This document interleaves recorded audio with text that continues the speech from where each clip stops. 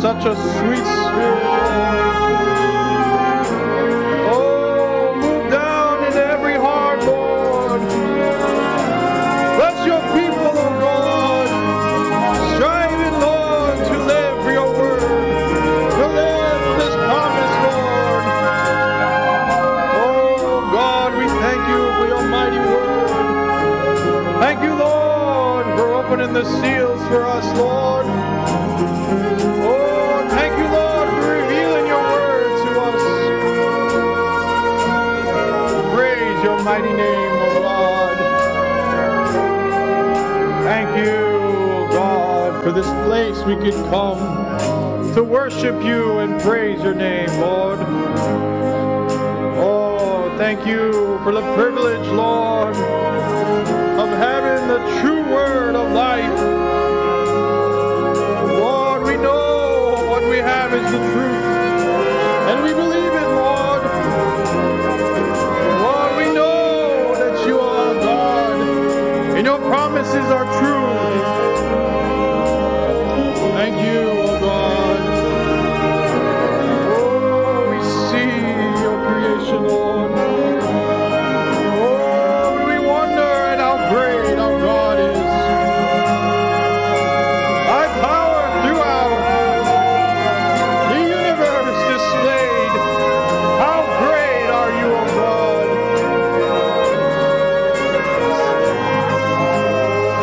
Praise your name. We thank you. Holy are you, Lord. The beginning and the end. Oh, who was and who is and who is to come. Holy, holy, holy are you, O God.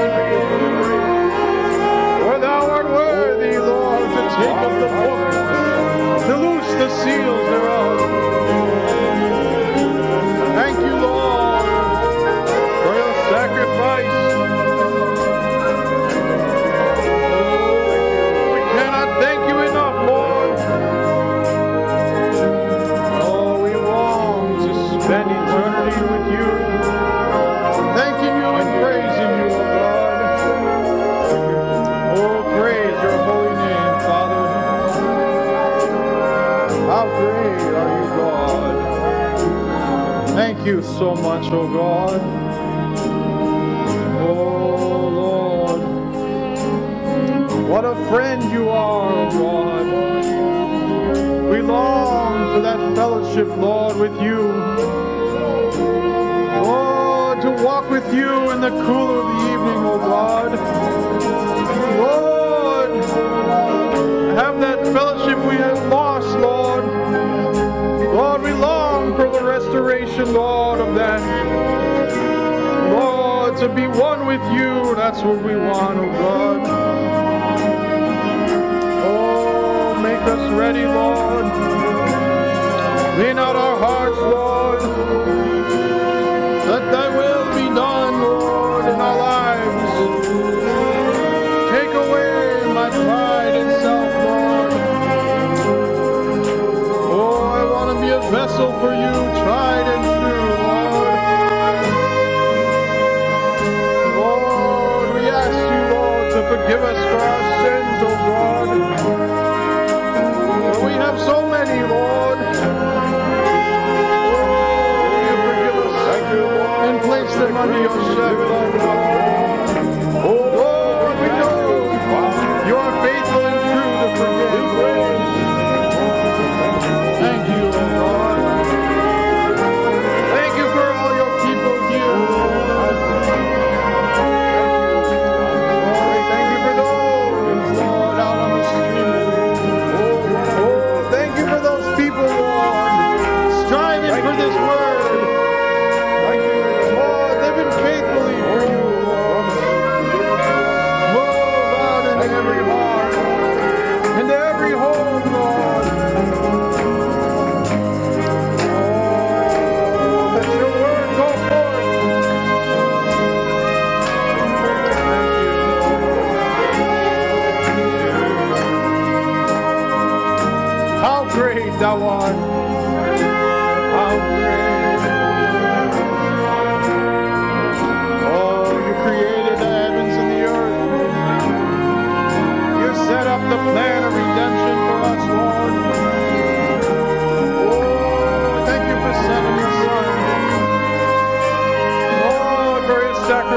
that we might be saved. If we would only believe, oh God, and truly, Lord, we believe. Thank you, oh God.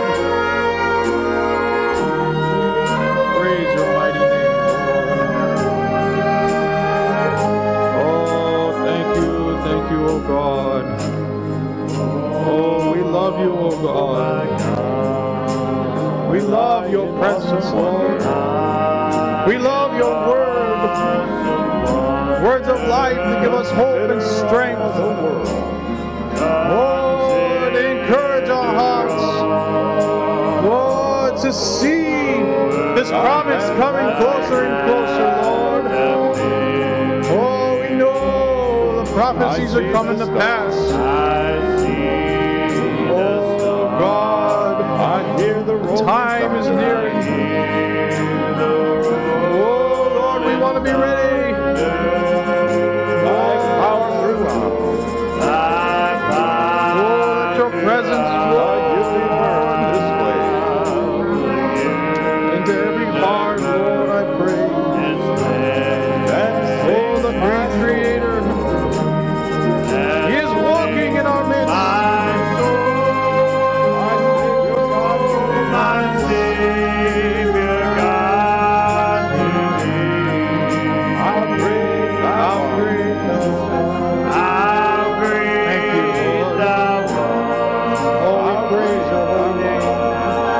Bless the Lord, oh my soul, all that is within me. Bless His holy name.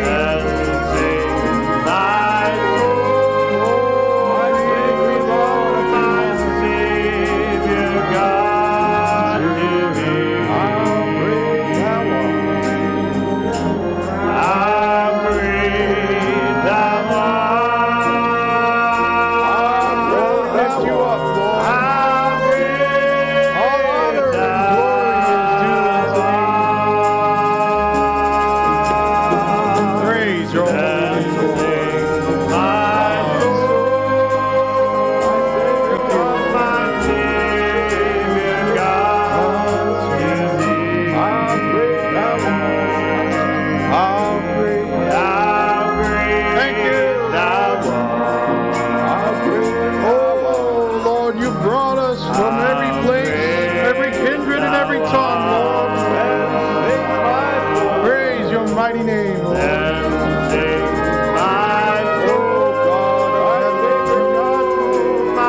Thank you for setting us aside. Thank you for anointing your servants, Lord, with the words of life. Thank you for our pastor and shepherd, Brother Dalton Bruce. Oh, won't you bless him, oh God. Reach out, Lord, and touch him, oh God. Thank you for his ministry, Lord. Thank you, Lord, for blessing him so greatly, Lord. Oh, Lord, we cry a blessing upon him and his family, Lord. Praise your mighty name. Lord, we thank you for the ministry here, Lord. Oh, thank you for Brother Kenny, Lord, for his stand for you, Lord, and for his love for your people. Thank you for the words of life you give him, Lord. Thank you for your servant, Brother Michael Bruce, Lord. Who's remained so faithful. Lord, you give him the words of life. Thank you, Lord, for him. Oh, all the ministers, Lord, won't you bless them, each one. Strengthen them, Lord, and raise them up, Lord. Oh, thank you, Lord, for your spirit. Thank you, Lord, for comforting hearts. Thank you, Lord, for providing our needs, Lord. Thank you, Lord, for this past year that you protected us, Lord. Lord, keeping us, Lord, from this virus. Lord, healing your people, Lord, for you are a healer. You are a provider. Oh, God, our tower of refuge and strength. Thank you for your grace, Lord, and your mercy. See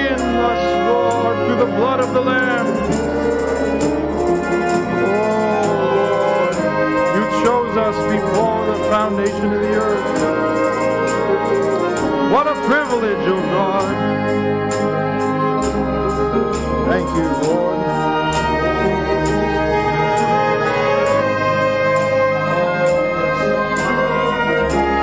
My Savior God, to thee.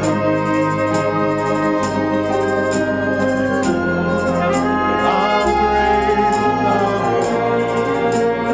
How great are you, Lord.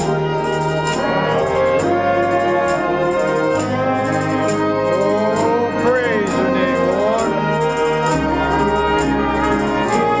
We praise your name. We magnify your name above all names.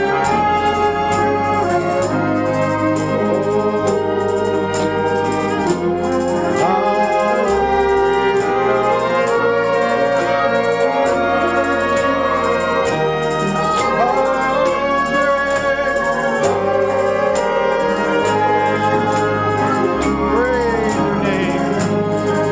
We worship you, Lord, in spirit and in truth.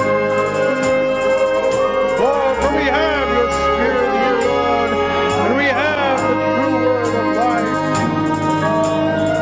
For we are your true worshipers, Lord. Thank you, Lord, for this fellowship we have with thee, O God. Thank you, Lord, for being our friend and sticking closer than a brother.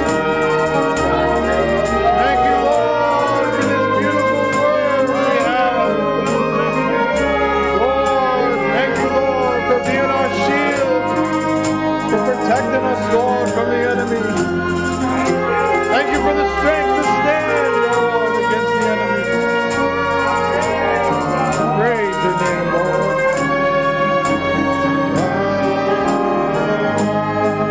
Oh, blessed be the name of the Lord. Holy, holy is my God. Oh, thank you for this sweet spirit, Lord. Thank you for the words of life, Lord. Lord, for your servants, the prophets, Lord, that have gone before.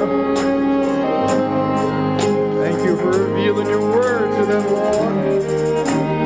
Thank you for your servant, Brother William Branham, Lord, revealing these secrets, Lord, unto him.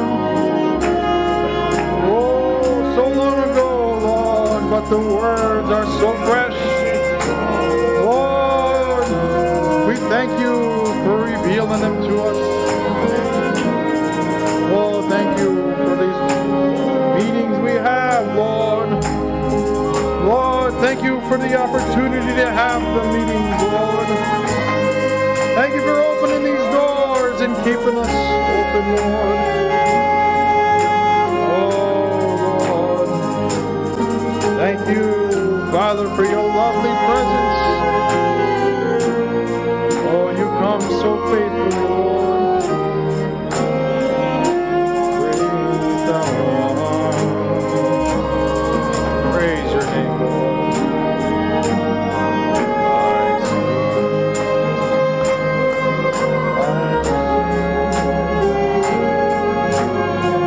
Praise your holy name, Lord.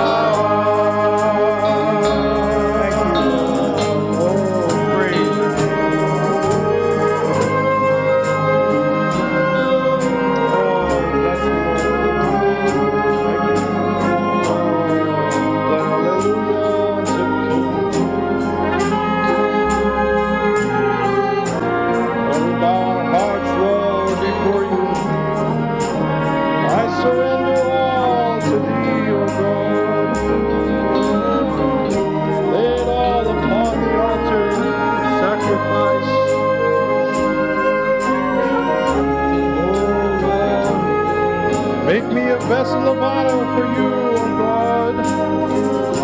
I just want to be used of you, Lord. Praise your name.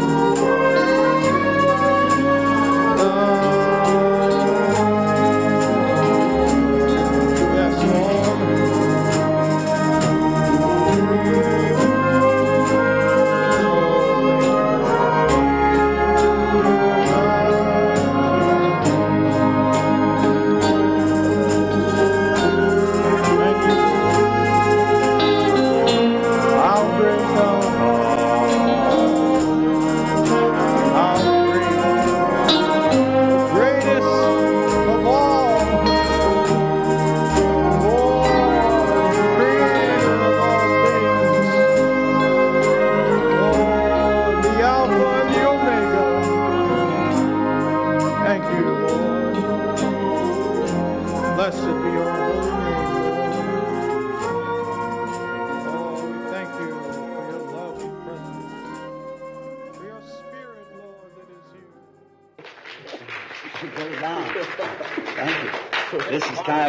சகோதரன் Don, இந்த விதமான எதிர்பாராத வியப்பிற்காக உங்களுக்கு நன்றி.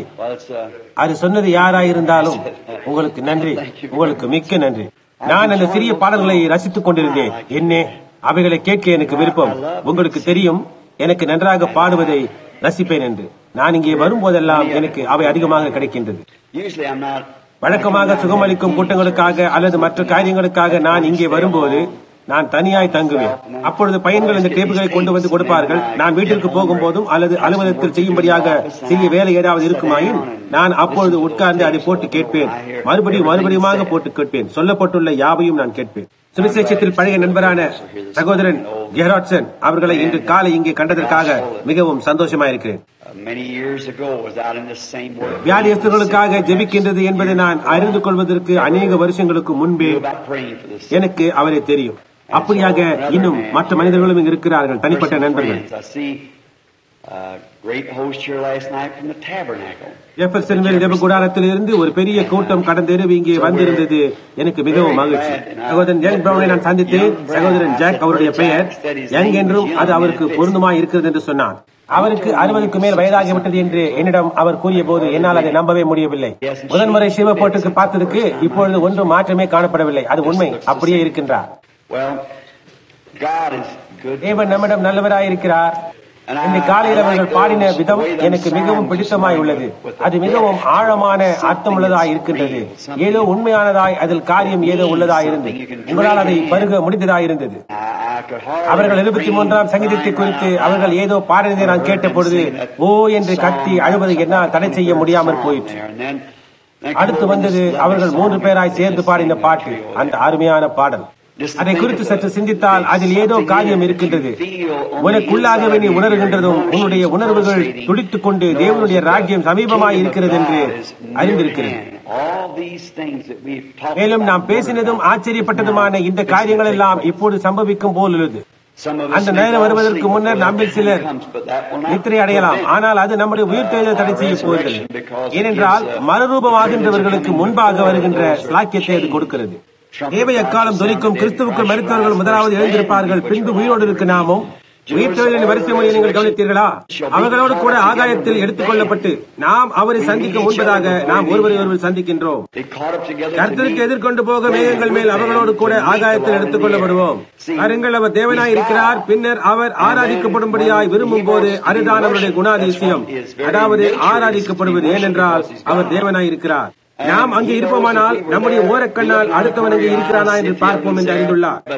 ஆனால் அப்படியா இருக்கும் பொழுது அது ஒரு நிறைவான சுயாதீன ஆராதனையா இருக்காது. நாம் அங்கே நிற்கும் போது நாம் ஒருவரை ஒருவர் சந்தித்து வரவேற்றோம் என்பதை அறிந்தவர்களாய் நிற்போம். பின்னர் இவை எல்லாவற்றுக்கும் காரணராகிய அவருடைய பக்கத்தில் நின்று கொண்டு மீட்பின் பாட்டை பாடுவோம். அநேக முறைகளிலே சகோதரன் ஜாக் சொன்னது போன்று அந்த சந்தர்ப்பத்திலே நாம் எதை குறித்து பேசிக் கொண்டிருக்கிறோம் என்பதை அறியாதவர்களாய் தலைகள் தாழ்த்தினவாறு தூதர்கள் பூமியை சுற்றுவார்கள் என்று பாருங்கள். ஏனென்றால் அவர்கள் ஒருபோதும் மீட்கப்படவில்லை, ஆனால் நாமோ மீட்கப்பட்டவர்களாய் இருக்கிறோம். நாம் எப்படியாய் அவரை ராஜாதி ராஜாவாகவும் கர்த்தாதி கர்த்தாவாகவும் முடிசூட்டுவோம். எனக்கு என்ன சொல்வதென்றே தெரியவில்லை. நான் எதை குறித்தும் சொல்வதாக நினைக்கவில்லை. இது சாட்சி நேரம் என்று நினைக்கிறேன். நான் ஒரு சாட்சியை கொடுக்கிறேன். And so tonight, the Lord willing, I think I've looked at the little ஆகவே இன்றிரவு கர்த்தருக்கு சித்தமானால் எனக்குள்ள சிறிய ஒழுங்குகளை பற்றி குறிப்புகளை பார்த்தேன். I think I'm to bring my message tonight on the Easter, pardon me. இன்றிரவு நான் நன்றி தெரிவிக்கும் செய்தி அளிக்க வேண்டியிருக்கிறது. And then we want to take வாரத்தின் எஞ்சியுள்ள நாட்களில் கர்த்தருக்கு சித்தமானால் வியாதியஸ்தர்களுக்காக ஜெபிப்பதை எடுத்துக்கொள்வோம். இன்று நன்றி தெரிவிக்கும் விழாவிற்கு பிறகு நீங்கள் யாவரும் ஒன்று கூட வேண்டும் என விரும்புகிறேன். ஒரு சமயம் சிறுவப்பட்டில் நடந்த ஒரு பெரிய கூட்டத்தின் நினைவு கூறுதலாக சுமார் 3 ஆண்டுகளுக்கு முன்னர் நடந்தது. அப்பொழுது உள்ளே வருகின்ற இந்த வெளிப்பாடு நமக்கு வந்தது. இங்கே அந்த கூட்டத்திலே தான் தேவன் மிகவும் வல்லமையாக ஆசீர்வதித்தார். தேவனுடைய பெரிய மகத்தான பதிவு செய்யப்படும் சுவிசேஷ நிலையத்தில் பேரெழுதப்பட்ட அந்த காட்சி ஆத்துமா ரட்சிப்படைய மட்டுமாக இவ்விடத்தில் தொடர்ந்து ஆத்துமாக்கள் ரட்சிப்படைவார்களாக, அதாவது கிறிஸ்துவை தங்கள் சொந்த ரட்சகராக ஏற்றுக்கொண்டு அவருடைய ஆவியில் நிரப்பப்பட்டவர்கள். இப்பொழுது நாம் ஒரு நிமிடம் தலை வணங்குவோம். இங்கே நான் ஒரு வேத வார்த்தை குறித்து நினைக்கிறேன். கர்த்தராகிய இயேசுவே, இந்த காலையெல்லாம் மிகவும் நன்றி உள்ளவர்களாய் இருக்கிறோம். ஆனால் வெளிப்படுத்தி காட்டுவதில் மிகவும் அளவுள்ளவர்களாய் இருக்கிறோம். நாங்கள் விரும்புகின்ற வண்ணமாய் மட்டும் நம்முடைய இருதயம் கொடுக்கக்கூடியதாய் இருந்தால் நாம் எப்படித்தான் நடந்து கொள்வோமோ என்று நாம் அறியோம். அங்கேயோ தேவன் நம்மேல் ஊற்றும் ஆசீர்வாதங்களை வைக்க அங்கே இடமில்லாமல் போகும் என்று நீர் சொன்னதில் ஆச்சரியம் ஒன்றுமில்லை. இதற்காக நாங்கள் மிகவும் நன்றி உள்ளவர்களாய் இருக்கிறோம். எங்கள் தலையில் தாழ்த்தப்பட்ட வண்ணமாய் உமக்கு நாங்கள் ஏறெடுக்கும் கனமான ஆராதனையை நீர் ஏற்றுக்கொள்ள வேண்டும் என்று கர்த்தாவை நாங்கள் ஜெபிக்கிறோம். நாங்கள் நன்றி உள்ளவர்களாய் இருக்க வேண்டிய அநேக காரியங்கள் எங்களிடம் இருக்கின்றன. எங்களால் அவைகளை வெளிப்படுத்தி காட்ட முடியவில்லை. ஆனால் தேவனுக்கு நன்றி உண்டாவதாக என்று சொல்கிறோம். எல்லாவற்றுக்கும் மேலாக நாங்கள் எதற்கு நன்றியுள்ளவர்களாய் இருக்கிறோம் என்றால், தேவன் உலகத்துக்கு கொடுத்த, அதாவது நம்முடைய மீட்புக்கு ஒரு வழியை உண்டு பண்ணும்படியாக தேவன் தம்முடைய குமாரனை கொடுத்த அந்த பரிசிற்காக நன்றியுள்ளவர்களாய் இருக்கிறோம். நாங்கள் அதற்காக மிகவும் நன்றியுள்ளவர்களாய் இருக்கிறோம். நாங்கள் அதை அப்படியே அணைத்துக் கொள்கிறோம். என்னால் ஞாபகப்படுத்த முடிகிறது, நான் சின்ன பையனாய் இருந்தது முதல் கொண்டு அதற்காகவே நான் ஜீவித்து வந்தேன். இப்பொழுதோ எனக்கு வயதாகிக் கொண்டே போகிறது. சூரியன் அஸ்தமிக்கும் என்று அறிவேன். இன்னும் அநேக முறைகள் அல்ல, நான் அழைக்கப்படும் மட்டுமாக நான் எதற்காக ஜீவித்தேனோ அதை அனுபவிக்கும்படியாக நான் போவேன். எனக்கு தெரிய கர்த்தாவே, அதே ராஜ்யத்திலே உடன் பிரஜைகளில் அநேகர் அந்த நேரம் வருவதற்காக இக்காலை வேளையில் இந்த விதமாகவே காத்துக் கொண்டிருக்கிறார்கள். ஏனென்றால் நாங்கள் எடுத்துக்கொண்ட பிரயாணமானது அவருக்கு சேவை செய்யவும் அந்த மகத்தான வேலையானது நெருங்கி வந்து கொண்டிருக்கிறபடினால் உடனிருப்பவர்களை நித்திய ஜீவனுக்குள் வழிகாட்ட முயற்சிக்கிறோம். நாங்கள் நினைத்து பார்க்கக்கூடியதை காட்டிலும் மீண்டும் அதிக நெருக்கமாக இருக்கின்றதை எவ்விதத்திலோ எங்களுக்குள்ளாக உணர முடிகின்றது. நீர் இப்பொழுது எங்களை ஆசீர்வதிக்கும்படியாகவும் இன்று காலையில் எங்களுக்கு கொடுத்துக் கொண்டுள்ள ஆசீர்வாதத்தை தொடர்ந்து கொடுக்கும்படியாக நாங்கள் ஜெபிக்கிறோம்.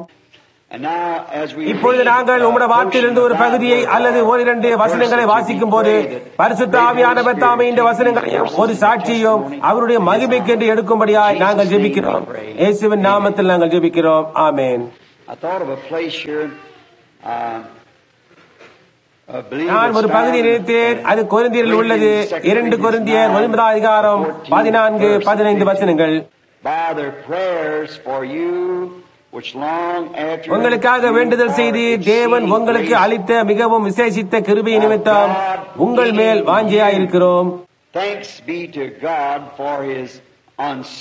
தேவன் அருளிய சொல்ல முடியாத ஈவுக்காக அவருக்கு ஸ்தோத்திரம். உங்களுக்குள்ளாக இருக்கின்ற தேவனுடைய கிருபையை குறித்தும் சொல்ல முடியாத ஈவை குறித்தும் ஜனங்களுக்குள்ளாக வாசி செய்யும் பரிசுத்த ஆவியை குறித்தும் பவுல் இங்கே பேசுகின்றார். அவர்கள் பெற்றிருந்த காரியங்களுக்காக பரிசுத்த ஆவியானவர் அந்த ஜனங்கள் மீதில் வந்து சொல்ல முடியாத தேவ ஈவு அவ்வளவு கொழுமையாயும் சுத்தமாயும் இருந்தமைக்காக தேவனுக்கு நன்றியை செலுத்தினான். I don't have nothing in my mind exactly, so I thought I'd just kind of give a little testimony. என்னுடைய சிந்தையில் ஒன்றுமில்லை. ஆகவே கிறிஸ்துவோடு எனக்கு சில தினங்களில் கிடைத்த அனுபவத்தை குறித்து ஒரு விதமாக ஒரு சாட்சியை கூறலாம் என்று எண்ணினேன். என்னுடைய ஜீவியம் எல்லாவற்றையும் நீங்கள் அறிவீர்கள். உங்களில் அநேகர் நான் அதை சொல்ல கேட்டிருக்கிறீர்கள். இங்கே இருக்கின்ற சில ஜெப கூடார ஜனங்களுக்கு இதை சொல்ல வேண்டும் என்று எண்ணினேன்.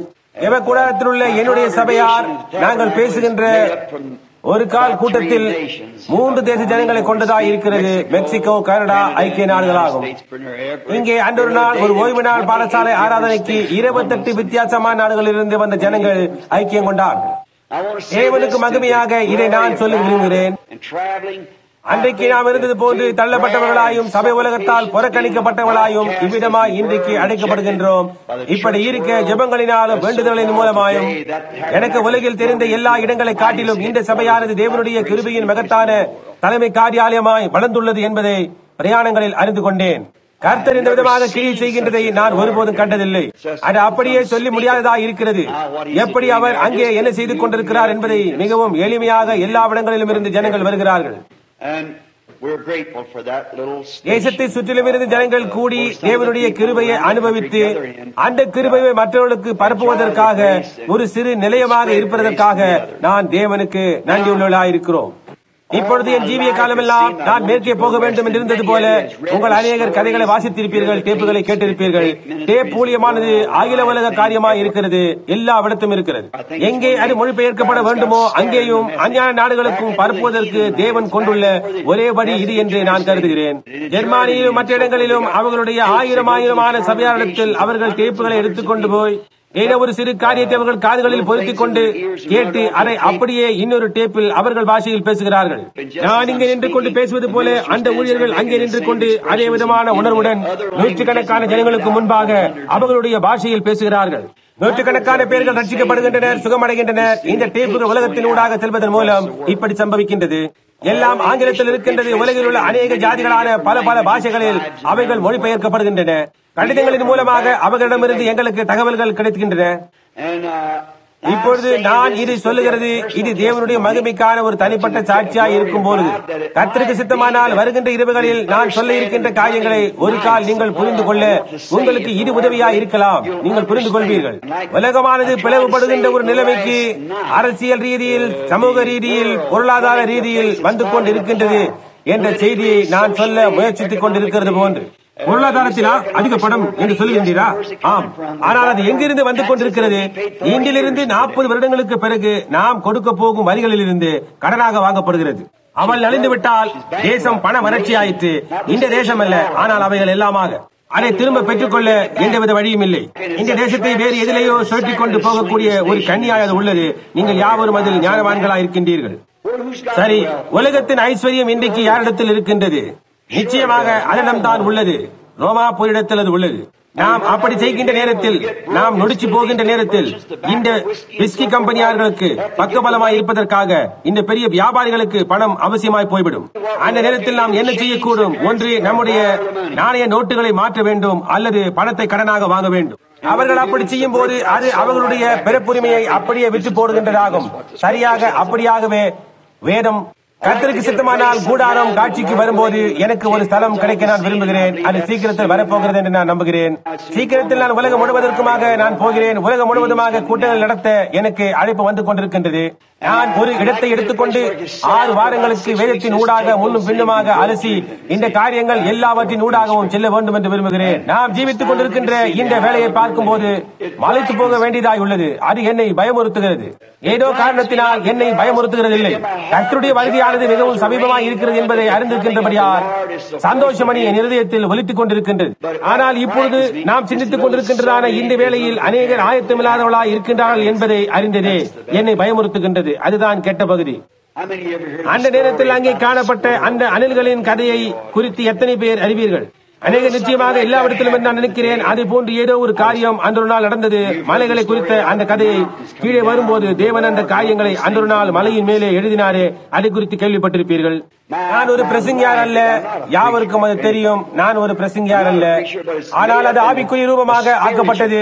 காரியங்களை கவனித்து காரியங்கள் சம்பவிக்கின்றதை கண்டு வரப்போகின்ற காரியங்களை குறித்து ஜனங்களை முன் எச்சரிக்கிறதா இருக்கிறது. நான் அப்படியாய் ஆக்கப்பட்டுள்ளேன். நீ உன்விதமாய் இருக்கின்றதை குறித்து உன்னால் ஒன்று செய்ய முடியாதது போன்று என்னாலும் ஒன்று செய்ய முடியாது.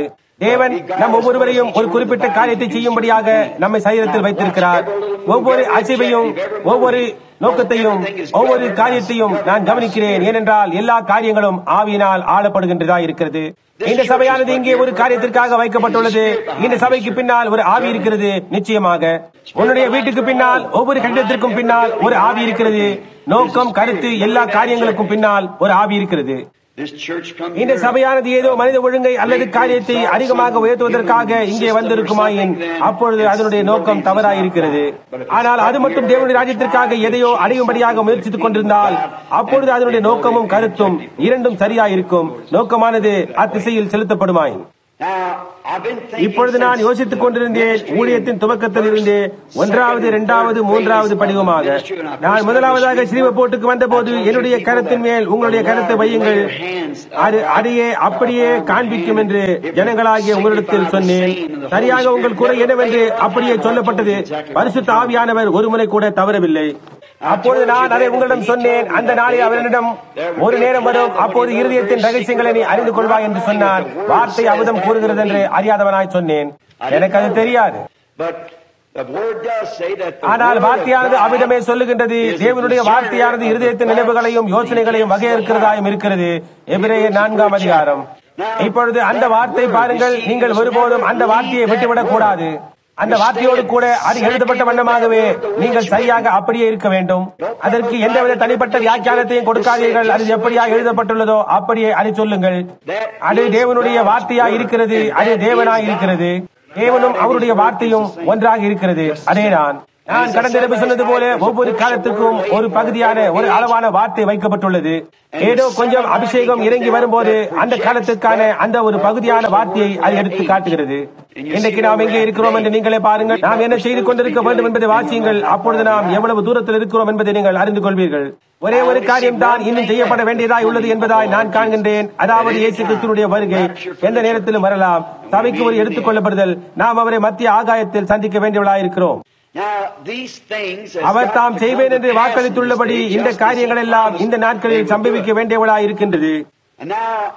இப்பொழுது சுமார் 5 ஆண்டுகளுக்கு முன்னர் அதற்கான காலமானது கழிந்த பின்னர் அந்த ஒவ்வொரு கால அளவும் தன் காலத்தை நிறைவேற்றினது. அவர் தரிசனங்கள் தருகிறார். டேப்புகளை கேட்கிறவர்களில் அநேகர் இப்படியாய், அநேகர் இன்னும் ஒரு படிவம் வந்து கொண்டிருக்கிறது. அவர் அதை அப்படியே பகிர்ந்துள்ளார். என்னுடைய இதுவரை கண்டிராதபடியாய் சரியாக அப்படியே அது சம்பவித்ததை நேராக கண்டவர்கள் இங்கே இப்பொழுது உட்கார்ந்து கொண்டிருக்கிறார்கள். நான் அவர்கள் நோக்கி பார்த்துக் கொண்டிருக்கிறேன். என்ன சம்பவிக்கும் என்று தேவன் சொன்ன காரியங்கள் அவர்கள் அதை புகைப்படம் எடுத்துள்ளார்கள். நாங்கள் சரியாக அங்கே போனோம். சரியாக அவர் எப்படி சொன்னாரோ அதே விதமாக அது அங்கே இருந்தது. லைஃப் மேகசின் பத்திரிகையில் மார்ச் 17ஆம் தேதி வெளியீடை போன்று ஆகாயத்தில் 30 மைல் உயரத்தில் 27 மைல்கள் விட்டத்தில் காணப்பட்ட வட்டமான ஒளியை நீங்கள் கண்டிருக்கிறீர்கள். ஏன் ஈரப்பசையானது 9 மைல் உயரத்துக்கு மேல் இருக்க முடியாது. அவர்களால் அது என்னவா இருக்கும் என்று கூட கண்டுபிடிக்க முடியவில்லை. சரியாக அதற்கு கீழாக நின்று கொண்டிருந்த ஒரு மனிதன் இப்பொழுது இங்கே உட்கார்ந்து கொண்டிருக்கிறார். அவர் அப்போது என் பக்கமாய் நின்று கொண்டிருந்தார். தேவனிடத்திலிருந்து 7 தூதர்கள் இறங்கி வந்தபோது பார்க்கும்படியாய் அங்கே நின்று கொண்டு கடைசி காலத்தை குறித்தும் வெளிப்படுத்தின விசேஷத்தின் காரியங்கள் 7 முத்திரை குறித்தும் எனக்கு சொன்னார். அவர் வீட்டுக்கு திரும்பிப்போ ஒன்றன் பின் ஒன்றாக செய்தியை கொண்டு வருவா என்று சொன்னார். அது உண்மை. அது அப்படியே மேலாக சென்றது. மலைகளை அசைக்கத்தக்கதான ஒரு பயங்கரமான முழக்கம் முழங்கி ஒரு பக்கெட் பருமனுள்ள மலை துண்டுகள் பெயர்ந்து விழுந்தன. சுற்றுமுற்றும் ஒன்றுமில்லை. ஒரு ஒளிபுடைப்போ அல்லது ஆகாய விமானமோ அல்லது ஏதாவது காரியம் சம்பவித்து இருக்க கூடுமா என்று பரிசோதித்தன என்று பத்திரிகைகள் அறிவித்தன. அங்கே ஒன்றுமில்லை. ஒரு ஆகாய விமானம் மேலாக பறக்கவில்லை அல்லது ஒன்றுமே இல்லை. அது மட்டுமல்லாமல் ஒரு விமானம் ஆகாயத்தில் வெடித்து விட்டாலும் அது போன்று செய்ய முடியாது. மட்டுமல்லாமல் இது சம்பவிக்கிறது 6 மாதங்களுக்கு முன்பதாகவே இந்த விதமாக இது இருக்கும் என்று முன்னறிவிக்கப்பட்டிருந்தது. அப்படியே அது சம்பவித்தது. நேராக அங்கே டூசானிலும் மற்ற இடங்களிலும் விஞ்ஞானமானது இன்றைக்கும் அதை தேடிக்கொண்டிருக்கின்றது. அங்கே மேல் உயரே காணப்பட்டது இன்னதென்று அவர்களால் புரிந்து கொள்ள முடியவில்லை. அந்த லைஃப் புத்தகத்தை நீங்கள் வாங்கி அதை நோக்கி பார்த்தீர்களானால் அந்த 7 தூதர்களும் மேலே போகும்போது அவர்களுடைய செட்டைகளை நீங்கள் இன்னமும் காணலாம். நண்பர்களே, இந்த காரியங்கள் எல்லாம் சரியாய் உள்ளதென்று நாம் அறிந்திருக்கிறோம். சபையானது ஒரு ஆழமான உத்தமத்துடன் இருக்க வேண்டும் என்ற ஒரு நேரம் இருக்க வேண்டுமானால் இப்பொழுதே அது அவிதம் இருக்க வேண்டியதா இருக்கின்றது. இப்பொழுதே ஆனால் அது எனக்கு தானே ஏதோ ஒரு காரியத்தை செய்துள்ளது. 5 வருடங்களாக என்ன தவறாகிவிட்டது என்று ஆச்சரியப்பட்டுக் கொண்டிருந்தேன்.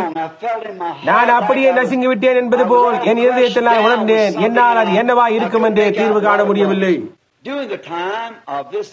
இந்த பெரிய நெருக்குதலின் நேரத்திலே நான் தேசம் முழுவதுமாக போய் நான் சுற்றி சுற்றி சரிபடுத்திக் கொண்டே வந்தேன். அரசாங்கமானது என்னை புலன் விசாரித்துக் கொண்டிருந்தனர். ஏனென்றால் நாங்கள் கூட்டம் நடத்தின போது யாரோ ஒருவர் வில்லியம் என்ற பெயரை எழுதி ஒரு காசோலையை கொடுத்தார். நான் அதில் கையெழுத்திட்டு திருப்பி கொடுத்து விட்டேன். எங்களுடைய கூட்டங்கள் எல்லாவற்றிற்குமான செலவுகளின் தாஸ்தாவேஜுக்கள் வந்தன. அவைகளை பிரித்து பார்த்தபோது இந்த காசோலையின் பணமாது கூட்டு தேவைகளுக்காக எடுத்துக் கொள்ளப்பட்டது என்று கண்டேன். இருப்பினும் என் பெயருக்கு நான் கையெழுத்திட்டபடியால் அந்த காசோலை எனக்குத்தான் கொடுக்கப்பட்டது என்பதற்காக நான் அங்கீகாரம் செய்தது போல் ஆயிற்று. ஆகவே நான் அரசாங்கத்தினருக்கு $30,000 கொடுக்க வேண்டியவன் ஆகிவிட்டேன் என்று என்னை குற்றம் பிடித்தனர். ஆகவே என்னை அவர்கள் வெளியே எங்கும் அனுப்பாமல் இவர்கள் எல்லாவற்றினூடாகவும் ஆராய்ந்து பார்த்து தீர்மட்டாக என்னை அங்கேயே இருக்க வைத்தனர். நான் எடுத்துக் கொள்ளவில்லை. எல்லாம் கூட்ட செலவுகளுக்கே செலவிடப்பட்டது. அவர்களோ ஆம், கூட்டத்திற்கு தான் செலவானது. ஆனால் ஜனங்கள் அந்த காசோலையை உன் பெயருக்கு அல்லவோ கொடுக்கப்பட்டுள்ளது என்றனர். நீங்கள் அதில் கையெழுத்திட்டவுடன் நீங்கள் உங்களை அதனோடு ஐக்கியப்படுத்தி விட்டீர். எனவே நீங்கள் அதற்கு வரி செலுத்த வேண்டும் என்றனர். நீங்கள் அதை கையில் சில நிமிஷங்கள் அந்த கையில் வைத்திருந்தாலும் அது இன்னமும் உம்முடையதுதான். ஏனென்றால் நீர் அதில் கையெழுத்திட்டுள்ளீர். எனக்கு அது தெரியாது. இது சட்டத்திட்டங்கள், இது பற்றின காரியங்கள் ஒன்றும் எனக்கு தெரியாது. நான் காசோலையில் குத்துவதற்காக ஒரு முத்திரையை வைத்துக் கொள்ள வேண்டுமாம். நேரடியான கையெழுத்திற்கு பதிலாக நான் கையெழுத்திட்ட போது அது எனக்கு என்று அர்த்தமாகிவிட்டது. பின்னர் எல்லா செலவு தணிக்கை காகிதங்களை எல்லாம் ஆராய்ந்து பார்த்து அந்த பணமானது கூட்டங்களுக்கான செலவுகளுக்காக செலவிடப்பட்டுள்ளது என்று கண்டனர். நான் சபையிலிருந்து ஒரு வாரத்திற்கு $100 சம்பளமாக பெற்றுக் கொள்கிறேன். அங்கே தர்மகர்த்தாக்கள் உட்கார்ந்து கொண்டு அவைகள் எல்லாவற்றையும் அறிந்துள்ளனர். அதிலிருந்து எனக்கு கிடைப்பதெல்லாம் அவ்வளவு தான். அப்படி இல்லை என்றால் அது நேராக கூட்டத்தின் செலவுகளுக்கு போய்விடும். இப்பொழுது கடந்த 4 அல்லது 5 வருடங்களாக நான் நசுங்கி போவது போல் உணர்ந்தேன். சமீபத்தில் நான் வேட்டைக்கென்று கனடாவுக்கு பிரயாணம் போயிருந்தேன். அப்படி நான் போயிருந்த போது அங்கே ஒரு மலை ஜாதி முழுவதுமே கர்த்தராகிய இயேசுவினிடத்தில் நடத்தும்படியாக தேவன் எனக்கு உதவி செய்தார். அந்த ஓடைகள் நிறைந்திருக்கும் நேரத்தில் அவர்கள் யாவருக்கும் இயேசு கிறிஸ்துவின் நாமத்தில் ஞானஸ்தானம் கொடுக்கும்படியாக நான் மட்டும் போக வேண்டியதாயிருந்தது. ஏனென்றால் இருதய பாதிப்பால் மரித்துக் கொண்டிருந்த ஒரு ஸ்திரீயை சொஸ்தப்படுத்தினதினால் அவர்களுடைய பூசாரி வர மறுத்துவிட்டான். அங்கே காட்டிற்குள்ளாக நான் 4 மணி நேரம் குதிரை மேல் ஏறி பிரயாணம் செய்ய வேண்டியதாயிருந்தது.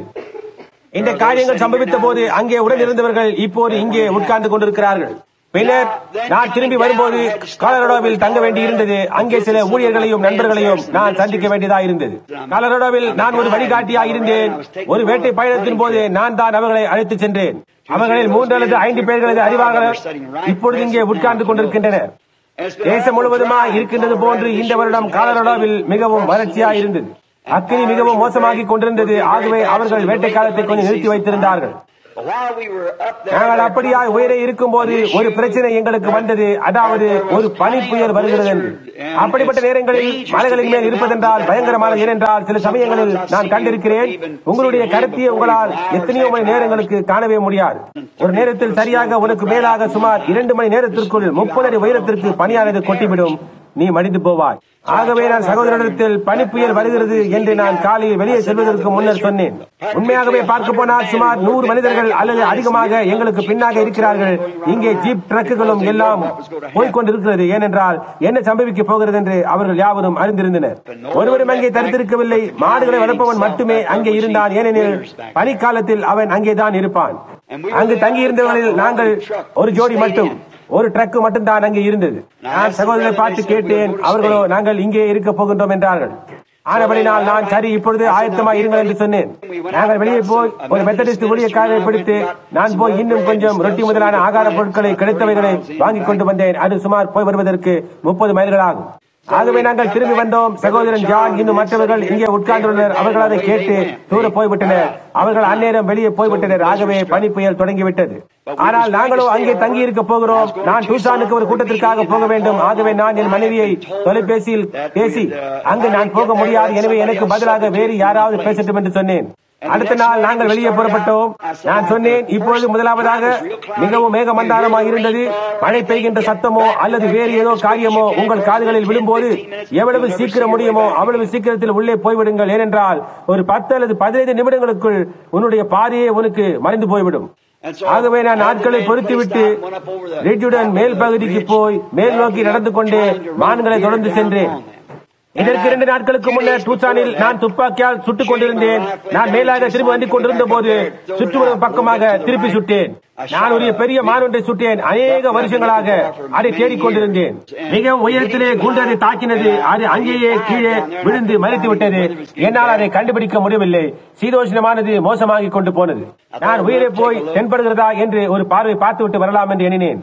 நான் மலையின் உச்சிக்கு சென்ற போது மழை ஆரம்பமாகி சாறை சாறையாக பெய்வதையும் ஒரு வெள்ளி டாலர் அளவில் பனியானது பெரிதாய் வருவதையும் அப்படியே நான் அங்கே உறைவதையும் காற்று சுழற்சி அடிப்பதையும் கவனித்தேன். அந்த சமயம் எல்லாருமாக தங்குமிடத்திற்கு ஓட்டம் பிடித்திருப்பார்கள் என்று எனக்கு தெரியும்.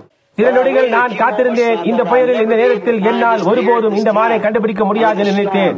ஆகவே நாங்கள் தொடர்ந்து போனோம். மலையின் கீழ் நோக்கி இறங்க ஆரம்பித்தோம். எனக்கு முன்பாக 10 அடி மட்டும்தான் என்னால் பார்க்க முடிந்தது. அந்த இடத்தை அடைவதற்கு எனக்கு இன்னும் 4 அல்லது அதிகமான மைல் தூரம் இருக்கின்றது. அதை அறிந்தவனாக நான் மலையின் கீழாக வந்தேன்.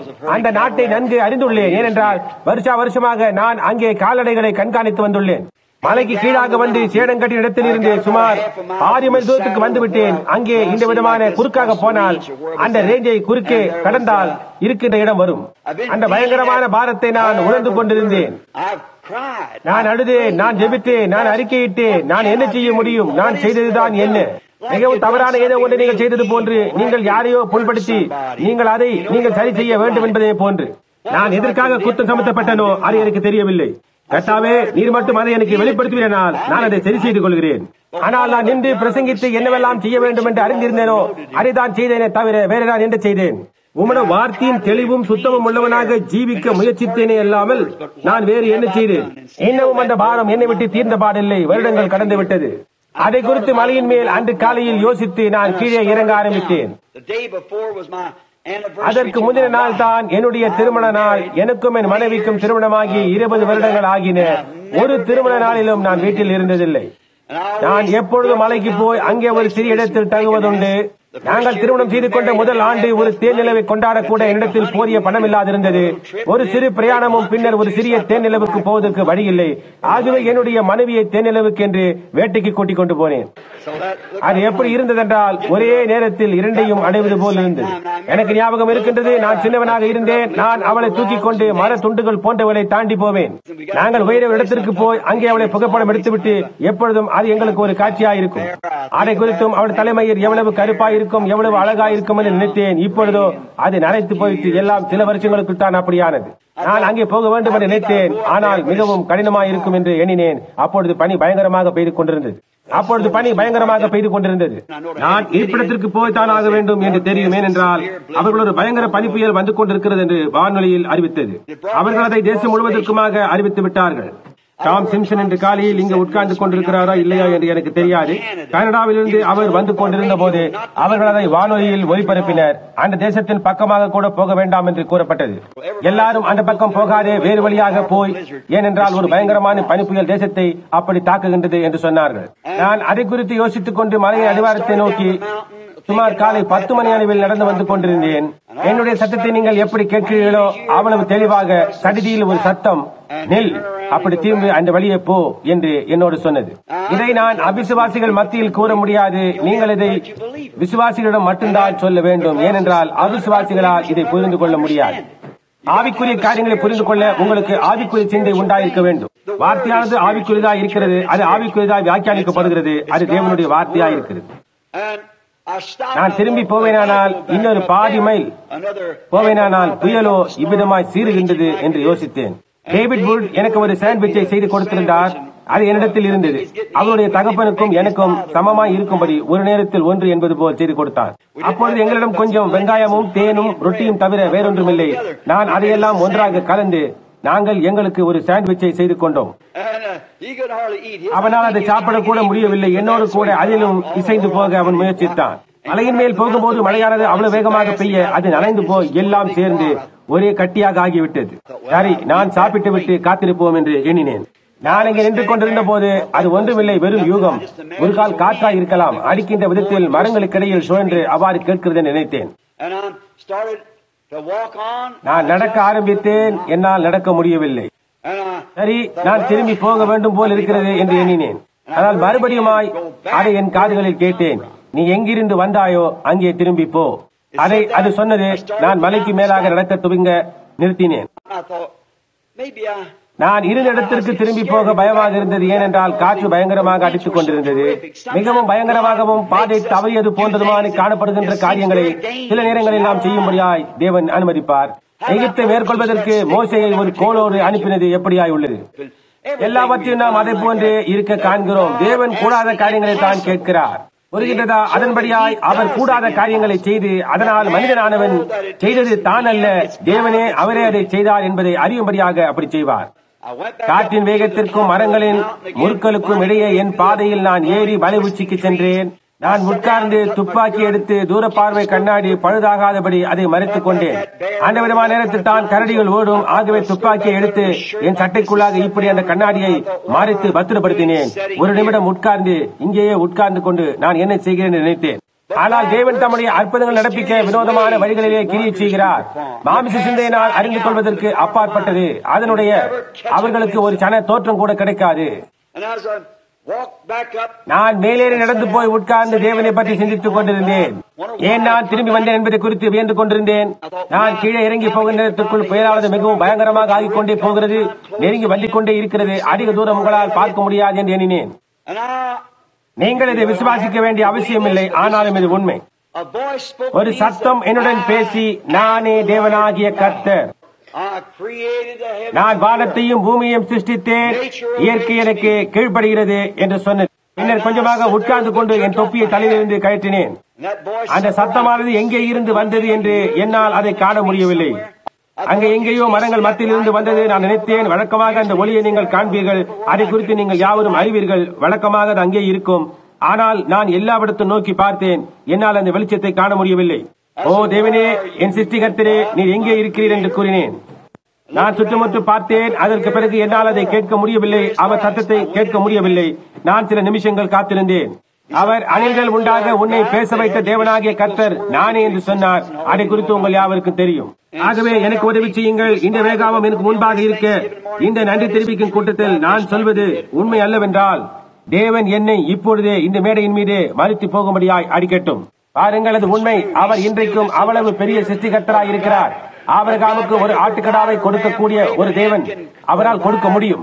அவர் இன்னமும் யெகோவா ஈராவா இருக்கிறார். தேவனால் தேவைகளை சந்திக்க முடியும். ஆபிரகாமுக்கு அந்த செம்மறி ஆட்டுக்கடா எங்கிருந்து வந்தது? மனித சஞ்சாரத்தில் இருந்தே 3 நாள் பிரயாண தூரம், மலையின் உச்சியில். அங்கே தண்ணீரும் ஒன்று கிடையாது. அங்கே தன் கொம்புகள் சிக்கினதாய் வனாந்திரத்தில் அங்கே ஒரு செம்மறி ஆட்டுக்கடா இருந்தது. அவனுக்கு அங்கே ஒரு செம்மறி ஆடு தேவையா இருந்தது. ஆபிரகாம் அந்த மலை முழுவதுமாய் சுற்றி கற்களை கொண்டு வந்து இந்த பலிபீடத்தை கட்டினார்.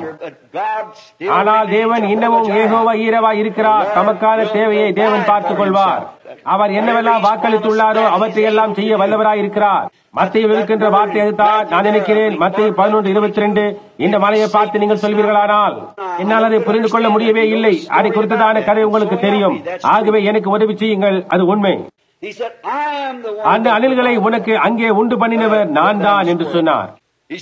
அவர் என்ன சொல்வார் என்று பார்க்கும்படியாக நான் மறுபடியும் கவனித்தேன்.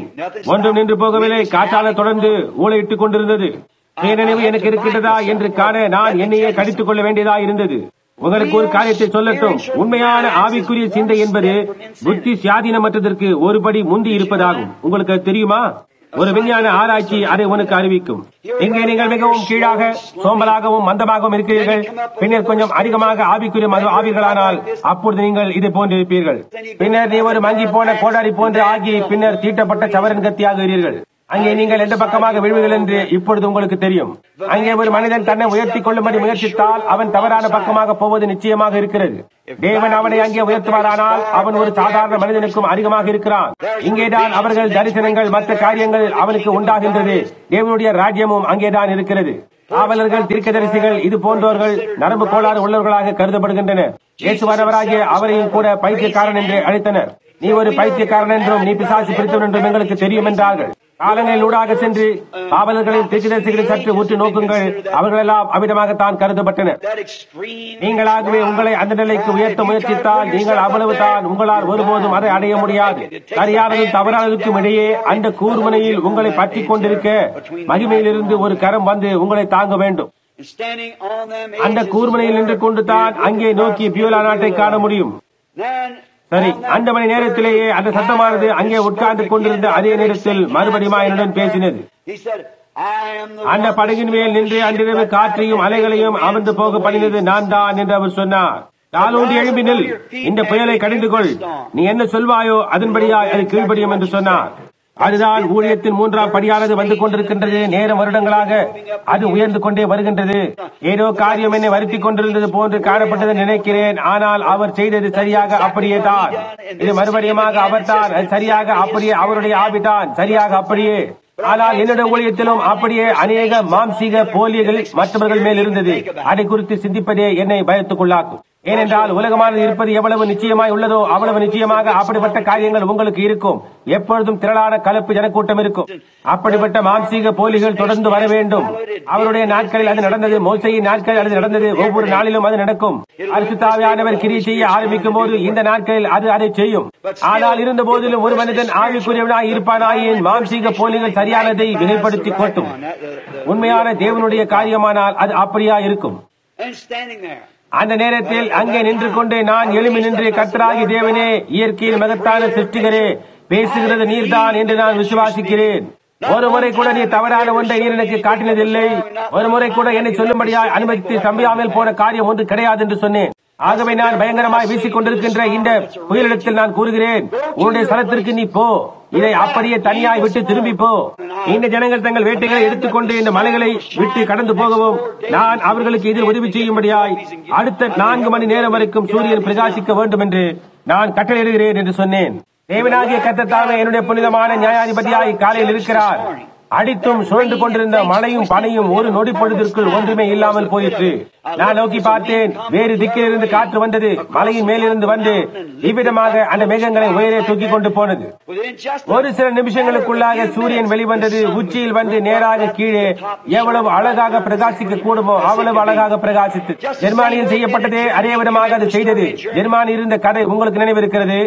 அப்போது சுமார் 15 மந்திரக்காரர்கள் ஒரு பக்கமாக ஒரு கத்தை எடுத்து ஒரு சிறகை வெட்டி அதை இந்த பக்கமாக குறிவைத்து அங்கே நின்று கொண்டு மந்திரம் ஓத துவங்கினர். 30,000 பேர்கள் அமர்ந்திருந்த அந்த கூடாரத்தை அப்படியே காற்று கிழித்தெறியும்படியாக செய்வோம் என்றார்கள். சகோதரன் ஆர்கன் பிரைட் அங்கே நின்று கொண்டிருந்தார். புயல் பயங்கரமாய் வந்தது. மேகங்கள் நேராக அங்கேயே வந்தது. சகோதரன் லாஸ்டனின் பக்கத்தில் நான் நின்று கொண்டிருந்தேன். உங்களில் அநேகருக்கு அவரை தெரியும். அமெரிக்காவில் பிறந்த ஜெர்மானியர். அவர் தான் எனக்கு அங்கே மொழிபெயர்ப்பாளராக இருந்தார். அவர் அங்கே நின்று கொண்டிருந்தார். நான் அவரிடம் இதை மொழிபெயர்க்க வேண்டாம் என்று சொன்னேன். ஆனால் நான் தேவனாகிய கர்த்தாவே, நீர் எனக்கு தரிசனத்தை கொடுத்து என்னை ஜெர்மனிக்கு அனுப்பினீர். இந்த மந்திரவாதிகள் இந்த புயலை கொண்டு வந்தார்கள். சிருஷ்டிப்பின் தேவன் நீராய் இருக்கிறீர். நீரே தேவன் என்று அறியும்படியாய் செய்யும் என்றேன். ஆங்கிலம் அறிந்தவர்களை அல்லாமல் வேறு ஒருவருக்கும் தெரியாது. அங்கே ஆங்கிலம் தெரிந்தவர்கள் 12 பேர் இருப்பது அரிது. அந்த நேரத்தில் தானே 30,000 பேர்கள் உட்கார்ந்துள்ள அந்த கூடாரமானது இந்த விதமாக உயர எழுப்பினது. மேலும் கீழுமாக குதித்துக் கொண்டே இருந்தது. அது அப்படியே அடங்கினது. மேகங்களும் இடி முழக்கங்களும் அப்படியே நின்று போயிற்று. 5 நிமிஷங்களுக்குள்ளாக சூரியன் பிரகாசிக்க துவங்கினது. அப்படியே தொடர்ந்து இருந்தது. கிட்டத்தட்ட 15,000 ஜெர்மானியர் கர்த்தராகிய இயேசு கிறிஸ்துவுடன் வந்தனர். அவர் இன்னமும் தேவனாய் இருக்கிறார். அவர் எப்பொழுதும் உள்ளது போலவே அவ்வளவாய் அவர் தேவனாய் இருக்கிறார். அந்த குன்றின் மேல் நான் நின்று கொண்டிருந்தேன். 4 நாட்கள் கழித்து வெளியே வந்தோம். யாருக்காவது விஷயம் என்னவென்று தெரியுமா? அந்த மணி நேரத்திலிருந்து 4 நாட்களாக ஒரு மேகம் கூட ஆகாயத்தில் இல்லை. நாங்கள் மலைகளை விட்டு கீழே இறங்கி வந்து எங்கள் வண்டிகளுக்கு பெட்ரோல் போடுவதற்காக பெட்ரோல் நிலையங்களுக்கு வந்து மிகவும் காய்ந்து போய் இருக்கிறது என்றேன். ஆம், காய்ந்து போய் தான் இருக்கிறது என்றார்கள். அன்று புயல் வரும் என்று எதிர்பார்த்துக் கொண்டிருந்தோம். புயல் வந்தது, ஆனால் எங்களுக்கு தெரியவே இல்லை. அது நின்று போய்விட்டது என்று சொன்னார்கள். புரிகின்றதா? நான் கலரோடாவில் அந்த பக்கத்திற்கு சென்று கொஞ்சம் வண்டிக்கு பெட்ரோல் வாங்க நின்றோம். பின்னால் இருக்கின்ற என்னுடைய மகன், நாங்கள் இருவருமாய் அங்கே இருந்தோம். இங்கே கீழேயும் நின்று விட்டதா புயல் என்று பார்ப்போம் என்று சொல்லி வண்டியை நிறுத்தினோம். நான் வண்டியை உள்ளே ஓட்டிக் கொண்டு போய் காலை வணக்கம் என்று அந்த மனிதனிடம் பேச ஆரம்பித்தேன். அவன் காலை வணக்கம் என்றான். நான் நிச்சயமாக ஒரு அழகான நாள் என்று எண்ணினேன். அவன், ஆம், பழைய சூரியன் திரும்பமாக வெளியே வருகிறது, மீண்டும் உஷ்ணம், இந்த வெயில் காலம் நிச்சயமாக சூரியன் நம்மை தீர்த்து விட்டது என்று சொன்னான். நான், ஆமாம், தேசம் முழுவதுமாகவும் அப்படியா இருந்தது என்றேன். அவன், அப்படியாகத்தான் என்று அறிந்தேன் என்றான். உங்களுடைய புயல்களுக்கான நேரமானது ஏறக்குறைய வந்தாயிற்று என்று நான் சொன்னேன். அவன், உனக்கு என்ன நடந்தது என்று தெரியுமா? எல்லா பத்திரிகைகளும் வானொலியும் எல்லாவற்றிலும் அன்று புயல் வருகிறது என்று அறிவிக்கப்பட்டது. மேகங்கள் வந்தது, புயல் ஆரம்பமாகிவிட்டது. என்ன நடந்தது என்று எங்களுக்கு தெரியாது. உடனடியாக அவைகள் எல்லாம் போய்விட்டது என்று சொன்னான். அவர் இன்னும் தேவனாயிருக்கிறார். அவர் எப்பொழுதும் உள்ளது போலவே அவ்வளவு தேவனாயிருக்கிறார். ஆனால் தேவன் முதலாவது அப்படி சொல்லும்படி அவரிடம் சொல்லாமல் ஒரு மனிதன் எப்படி அப்பேற்பட்ட காரியங்களை சொல்ல முடியும்? பாருங்கள், அப்படியா எண்ணம் கொண்டு சொல்வதல்ல. ஆனால் நீங்கள் என்ன செய்கிறீர்கள் என்பதை அறிந்திருங்கள், பின்னர் அதை செய்யுங்கள். ஆனால் பொறுங்கள், சொல்ல முயற்சிக்காதீர்கள். ஓ, ஓ, அந்த விதமாகத்தான் நான் நினைக்கிறேன். அநேக ஜனங்கள் தேவனுடைய வரங்களை பற்றி அதை அறிந்து கொள்ளும்படியாய் காத்திருங்கள். அது தேவன் என்று உங்களுக்கு தெரியும். பாருங்கள், சத்தம் வரமட்டாய் காத்திருங்கள். பின்னர் அதை செவியினால் கேளுங்கள், அதை அறிந்து கொள்ளுங்கள், அதை காணுங்கள். அப்பொழுது நீங்கள் சொல்லலாம், இது கர்த்தர் சொல்லுகிறதா இருக்கிறது என்று. அது கர்த்தர் சொல்லுவதாக இல்லை என்றால் அப்பொழுது அது உங்கள் எண்ணமாயிருக்கும். அதுதான் வேறு யாரோ சிந்திப்பதாக இருக்கும். ஜனங்கள் இதை எனக்காக சொல்லுங்கள், இதை எனக்காக செய்யுங்கள் என்று கேட்டுக்கொள்கிறார்கள். நீங்கள் தேவனோடு நேர்மையாக இருப்பீர்களானால் தேவன் அதை உங்களிடம் சொல்லாமல் உங்களால் எப்படி அதை சொல்ல முடியும்? ஜாக் மோர் என்னிடம் ஒன்றையும் சொல்லாமல் நான் எப்படி உங்களிடம் ஜாக் மோர் இந்த விதமாய் சொல்லுகிறார் என்று நான் சொல்ல முடியும்? புரிகின்றதா? அது எண்ணத்தில் தோன்றுகிறதல்ல, அது முதலாவதாக தேவனிடத்திலிருந்து வந்தாக வேண்டும். அது தேவனாய் இருக்க வேண்டும். அப்பொழுது அது சம்பவிக்கும். அப்பொழுது அது கர்த்தர் சொல்லுகிறதாக இருக்கும். இப்பொழுது எல்லாரும் அதை உடையவராய் இருக்க மாட்டார்கள். இல்லை ஐயா, அது அந்த வண்ணமாய் இருக்காது. அது ஒருபோதும் அந்த விதமாய் இருந்ததில்லை, ஒருபோதும் அந்த விதமாய் இருக்க போவதும் இல்லை. தேவன் தனிப்பட்ட ஒரு நபரிடத்தில் இடைப்படுகிறார். அவர் அதை நோவாவின் நாட்கள் செய்தார், அவர் யோசுவாவின் நாட்கள் செய்தார், அவர் மோசேயின் நாட்கள் அதை செய்தார். அவர் எப்பொழுதும் அவ்வாறே செய்வார். அவர் ஒருபோதும் ஒரு அமைப்பை உண்டு பண்ணவில்லை. அது ஒரு தனிப்பட்ட நபராய் தான் இருந்தது. ஏனென்றால் எந்த நேரத்திலும் 2 பேர் ஒரே விதமாய் இருந்ததில்லை. பாருங்கள், அவர் ஒருபோதும் செய்யவே இல்லை. ஆனால் எல்லாரும் மோசையாக இருக்க வேண்டியதில்லை. அவர்கள் அதை புரிந்து கொள்ளவில்லை. அவர்கள் அதை பின்பற்ற மாத்திரம் செய்தார்கள். ஒரு மனிதன் அபிஷேகப்பட்டிருப்பானேயானால் பரிசுத்த ஆவியானவர் உன்னை பரிசுத்த ஆவியையும் வேதத்தையும் பின்பற்றி போக உன்னை நடத்துவார். ஏனென்றால் இந்த காரியங்கள் எல்லாவற்றையும் செய்பவர் அவர் ஒருவரே. இயேசு கிறிஸ்துவானவர் பரிசுத்தாவின் வடிவிலே ஜனங்களுக்குள்ளாக கிரியை செய்கின்றார். நான் அங்கே நின்று கொண்டிருந்து கீழ்நோக்கி நடக்க துவங்கினேன். நான் அங்கேயே நின்றேன். நான் அழுதேன். எனக்கு வேறு வழியே இல்லை. ஒரு நொடி பொழுதில் சரியாக அங்கே நடந்த சம்பவத்தை கண்டபடினால் அப்படி செய்தேன். மலையின் மேல் இருந்தவர்களில் எத்தனை பேர்கள் யாராவது இங்கு இருக்கின்றீர்களா? பிரெட் சாத்மன் மற்றவர்கள் இருக்கிறார்கள் என்று நான் அறிவேன். அவர்கள் மலையின் மேல் இருந்தார்கள். இல்லை, பிரெட் அடுத்தடுத்து என்னோடு இருந்தார். அங்கே மலையில் இருந்தவர்கள் யாராவது இங்கே இருக்கின்றீர்களா? சகோதரன் பேங்க் சூடும் மற்றவர்களும் இன்னும் உள்ளே வரவில்லையா? வெள்ளிப்பாலை தவிர வேறு யாராவது அங்கு இருந்தவர்கள் யாரேனும் இங்கு இல்லையா? இந்த பையன்கள் எப்பொழுதுதான் போனார்கள். பிரதர் வுட்டும் பிரதர் டெய்லரும் அந்த சகோதரின் பெயர் எனக்கு மறந்து போயிற்று. 4 அல்லது 5 பேர் அங்கே நின்று கொண்டிருந்தார்கள். இங்க இருக்கின்ற சகோதரர்கள், சகோதரன் மார்டின் முந்தைய நாள் தான் புயல் வருகிறது என்று போய்விட்டனர். உங்களுக்கெல்லாம் நினைவிருக்கின்றதா? அந்த புயல் வரும் என்று அந்த வானொலி அறிவிப்பு சொன்னதே. என்ன சொல்லுகிறீர்கள்? நீங்கள் அதை சந்தித்தீர்களா? நீங்கள் அதை சந்தித்தீர்களா? பின்னர் இப்பொழுது கவனியுங்கள். அங்கே நின்று கொண்டு நான் மலையின் கீழே போக முடியும் என்று நான் எண்ணினேன். முழு சுவிசேஷ வியாபார புருஷர்களோடு வெளியே போகும்போது வேறு யாருக்கும் நான் வேட்டையாக நான் எதையும் சுடமாட்டேன் என்று, அவசர நிலை ஏற்பட்டால் ஒளியை சுடமாட்டேன் என்று சில வருஷங்களுக்கு முன்பாக நான் தேவனிடத்தில் ஒரு பொருத்தனையை பண்ணிக் கொண்டேன். நான் அப்படியே செய்ய மாட்டேன். அது சகோதரன் ஜாக் பாமல் அவர்கள் இங்கு இருக்கின்றாரா? சகோதரன் ஜாக், அவர் ஜார்ஜியாவில் இருந்து வந்தவர். அவர் வழக்கமாக இங்கு வருவார். அவர் அங்கே நின்று கொண்டிருந்தார். அதற்கு முந்தின இரவு அவர் சகோதரன் பிரண்ணாம் எனக்கு ஒரு மான் கொண்டு வாரும் என்று சொன்னார். நான் தலையை அசைத்தேன். ஏனென்றால் 4 அல்லது 5 வருடங்களுக்கு முன்னர் நான் அவ்விதம் செய்ய மாட்டேன் என்று பொருத்தனை பண்ணி இருந்தேன். ஏனென்றால் அந்த வருடம் நான் 19 மான்களை சுட்டுக் கொண்டேன். உட்கார்ந்து கொண்டு வியாபாரம் செய்கின்ற வியாபாரிகளுக்கு நான் போய் வேட்டையாடி கொண்டு வர வேண்டும். எனக்கு அது சரியாய் தோன்றவில்லை. என்னை ஏதோ கொலைகார பட்டியலில் வைப்பது போன்று. ஆனால் நான் அதை செய்ய மாட்டேன். அது எங்கே இருக்கின்றதோ அங்கு அவர்களை கூட்டிக் கொண்டு போவேன். ஆனால் நான் அதை சுட மாட்டேன். ஆகவே நான் அதை செய்ய மாட்டேன் என்று தேவனிடம் வாக்களித்திருந்தேன். ஆக அதன் பிறகு நான் எழுந்து அந்த இடத்தை விட்டு திரும்பி போனேன். மலையின் அடிவாரம் நோக்கி போக ஆரம்பித்தேன். ஒரு சத்தம் என்னோடு பேசி, ஏன் என்னோடு கூட நீ நடக்க கூடாது என்று சொன்னது. நான் அதற்கு, தேவனாகிய கர்த்தாவே, இது நீராய் இருப்பீரானால் மேகங்களை பகுத்தனுப்பி இங்கே நீர் என்ன செய்தீரோ அது உம்முடைய கரம் மட்டும்தான் அதை செய்ய முடியும் என்று நான் அறிவேன் என்று சொன்னேன். மிதமான உஷ்ண சூரியன் பிரகாசித்து என்னுடைய சட்டை காய்ந்து அதிலிருந்து நீராவி வெளிவருகிறது. ஒரு பெரிய ஆலயம், கன்னிக்காடு உங்களுக்கு தெரியும். நான் சொன்னேன், அப்படியானால் நான் இந்த வழியாய் நடப்பேன் என்று நம்புகிறேன். ஏனென்றால் ஒரு குறிப்பிட்ட திசை என்று உமக்கு இல்லை. நான் அங்கே மேலே போய் 1 நிமிடங்கள் அங்கே என் மனைவியின் ஞாபகத்தமாய் நின்றுவிட்டு வர வேண்டும் என்றுள்ளேன். உமக்கு தெரியும், அதுதான் எங்கள் முதல் தேனிலவு. அதற்கு பின்னர் அப்படி ஒன்றிற்கு எங்களுக்கு சந்தர்ப்பம் கிடைக்கவில்லை என்று நான் அவளை ஒரு வேட்டை பிரயாணமாய் கொண்டு போனேன். இங்கே மறுபடியுமாய் இந்த வருடம் இந்த சகோதரனோடு கூட வந்திருக்கிறேன். அங்கே கீழே டூசானில் அவள் காரியங்களை கவனித்துக் கொண்டிருக்கிறாள் என்று சொன்னேன். நான் அவளிடம் மட்டும் நடந்து செல்ல துவங்கினேன். அப்படியே சிந்திக்கலானேன். இப்பொழுது இது வினோதமாய் காணப்பட போகின்றது. நான் துரிதமாய் சொல்லுகிறேன் என்றால் இன்னும் 10 நிமிடங்களில் உங்களுடைய ஆராதனை துவங்க இருக்கிறது என்று நான் அறிவேன். நான் அப்படியாய் நடந்து கொண்டே போய் இவ்விதமாய் யோசித்துக் கொண்டிருந்தேன். எங்கேயாவது போகலாம் என்று ஏன் அவள் ஒரு வார்த்தை கூட என்னிடம் சொல்லவே இல்லை. இன்று காலையில் என்ன சம்பவித்தது என்பதை உங்களிடம் சில நிமிடங்களில் கூற விரும்புகிறேன். ஒவ்வொரு மனிதனும் இதை குறித்து சிந்திக்க வேண்டும். என்னுடைய மனைவியை போன்ற ஒரு பெண் உலகத்திலே இருக்க மாட்டாள் என்று நினைக்கிறேன். மிகவும் அருமையான சிறிது பயபக்தி உள்ளவளும் வீட்டிலேயே தரித்திருப்பவளுமான ஒரு நபர். என்னுடைய துணிகளை எல்லாம் எப்பொழுதும் ஆயத்தமாய் வைத்திருப்பாள். நான் வெளியே பிரயாணமாக போய் திரும்பி வந்து, நான் உன்னுடைய புருஷன், நீ என்னுடைய மனைவியா என்று சொல்லி அவளை சற்று வெறுப்பூட்டுவேன். அந்த விதமாக சொல்லி பின்னர் பிள்ளைகளை முத்தமிட்டு முழங்கால் படியிட்டு ஜெபம் செய்வோம். என கூட்டம் மற்ற காரியங்களுக்குள்ளிருந்து எனது சிந்தையை சாவதானப்படுத்திக் கொள்ள வேற்றுடை அணிந்து கொண்டு அவளை விட்டு தூர போய் மீன் பிடிக்க போய்விடுவேன். அவள் அவை எல்லாவற்றையும் அவளாகவே தனியாக தாங்கிக் கொள்ள வேண்டியவளாயிருந்தாள். பின்னர் நான் விதமா யோசிப்பேன், அதாவது நான் வீட்டில் இருக்கும் போது எனக்கு தெரிந்ததெல்லாம் ஒரே ஒரு காரியம்தான், தேவனும் தேவனுடைய வார்த்தையும் தான். நான் தொடர்ந்து அதன் பேரிலேயே பேசிக் கொண்டிருக்கிறேன். நான் அங்கே போய்கொண்டே இருந்தேன். அங்கே எனக்கு ஒரு கருத்து அளிக்கப்பட்டது. அதாவது ஒரு கால் அவ்விதமாகவே சம்பவிக்க அனுமதிக்கலாம், ஏனென்றால் அது ஜனங்களை தூரமாய் நிறுத்தும். அது போன்று இருக்கலாம். நீ தூர விலகி இருக்கும் போது அவள் சற்று சமாதானமாய் இருக்கக்கூடும் என்பது போல் தோன்றினது. நான் அந்த எண்ணத்துடனே போய்க் கொண்டிருந்தேன். என்று சொல்லிக் கொண்டே போனேன். என்னுடைய கிருதாமுடி ஒரு வளர்ச்சியினால் முகத்தில் தொங்கிக் கொண்டிருந்தது. பாதிக்கு மேல் நரைத்து விட்டது. பில், நீ இப்பொழுது எங்கே போய்க் கொண்டிருக்கிறாய் என்று உனக்கு தெரியுமா? உனக்கு வயதாகிக் கொண்டே முதுமைக்கு நேராக போகின்றாய். 50 என்ற குறியீட்டை நீ ஏற்கனவே கடந்து விட்டாய் என்று நான் எண்ணினேன். ஆகவே என்னுடைய துப்பாக்கியின் தோளின் மேல் தொங்கிக் கொண்டிருக்க நான் அப்படியாய் நடந்து போய்கொண்டே அதை யோசித்துக் கொண்டிருந்தேன். திடீரென்று ஏதோ காரியம் சம்பவித்தது.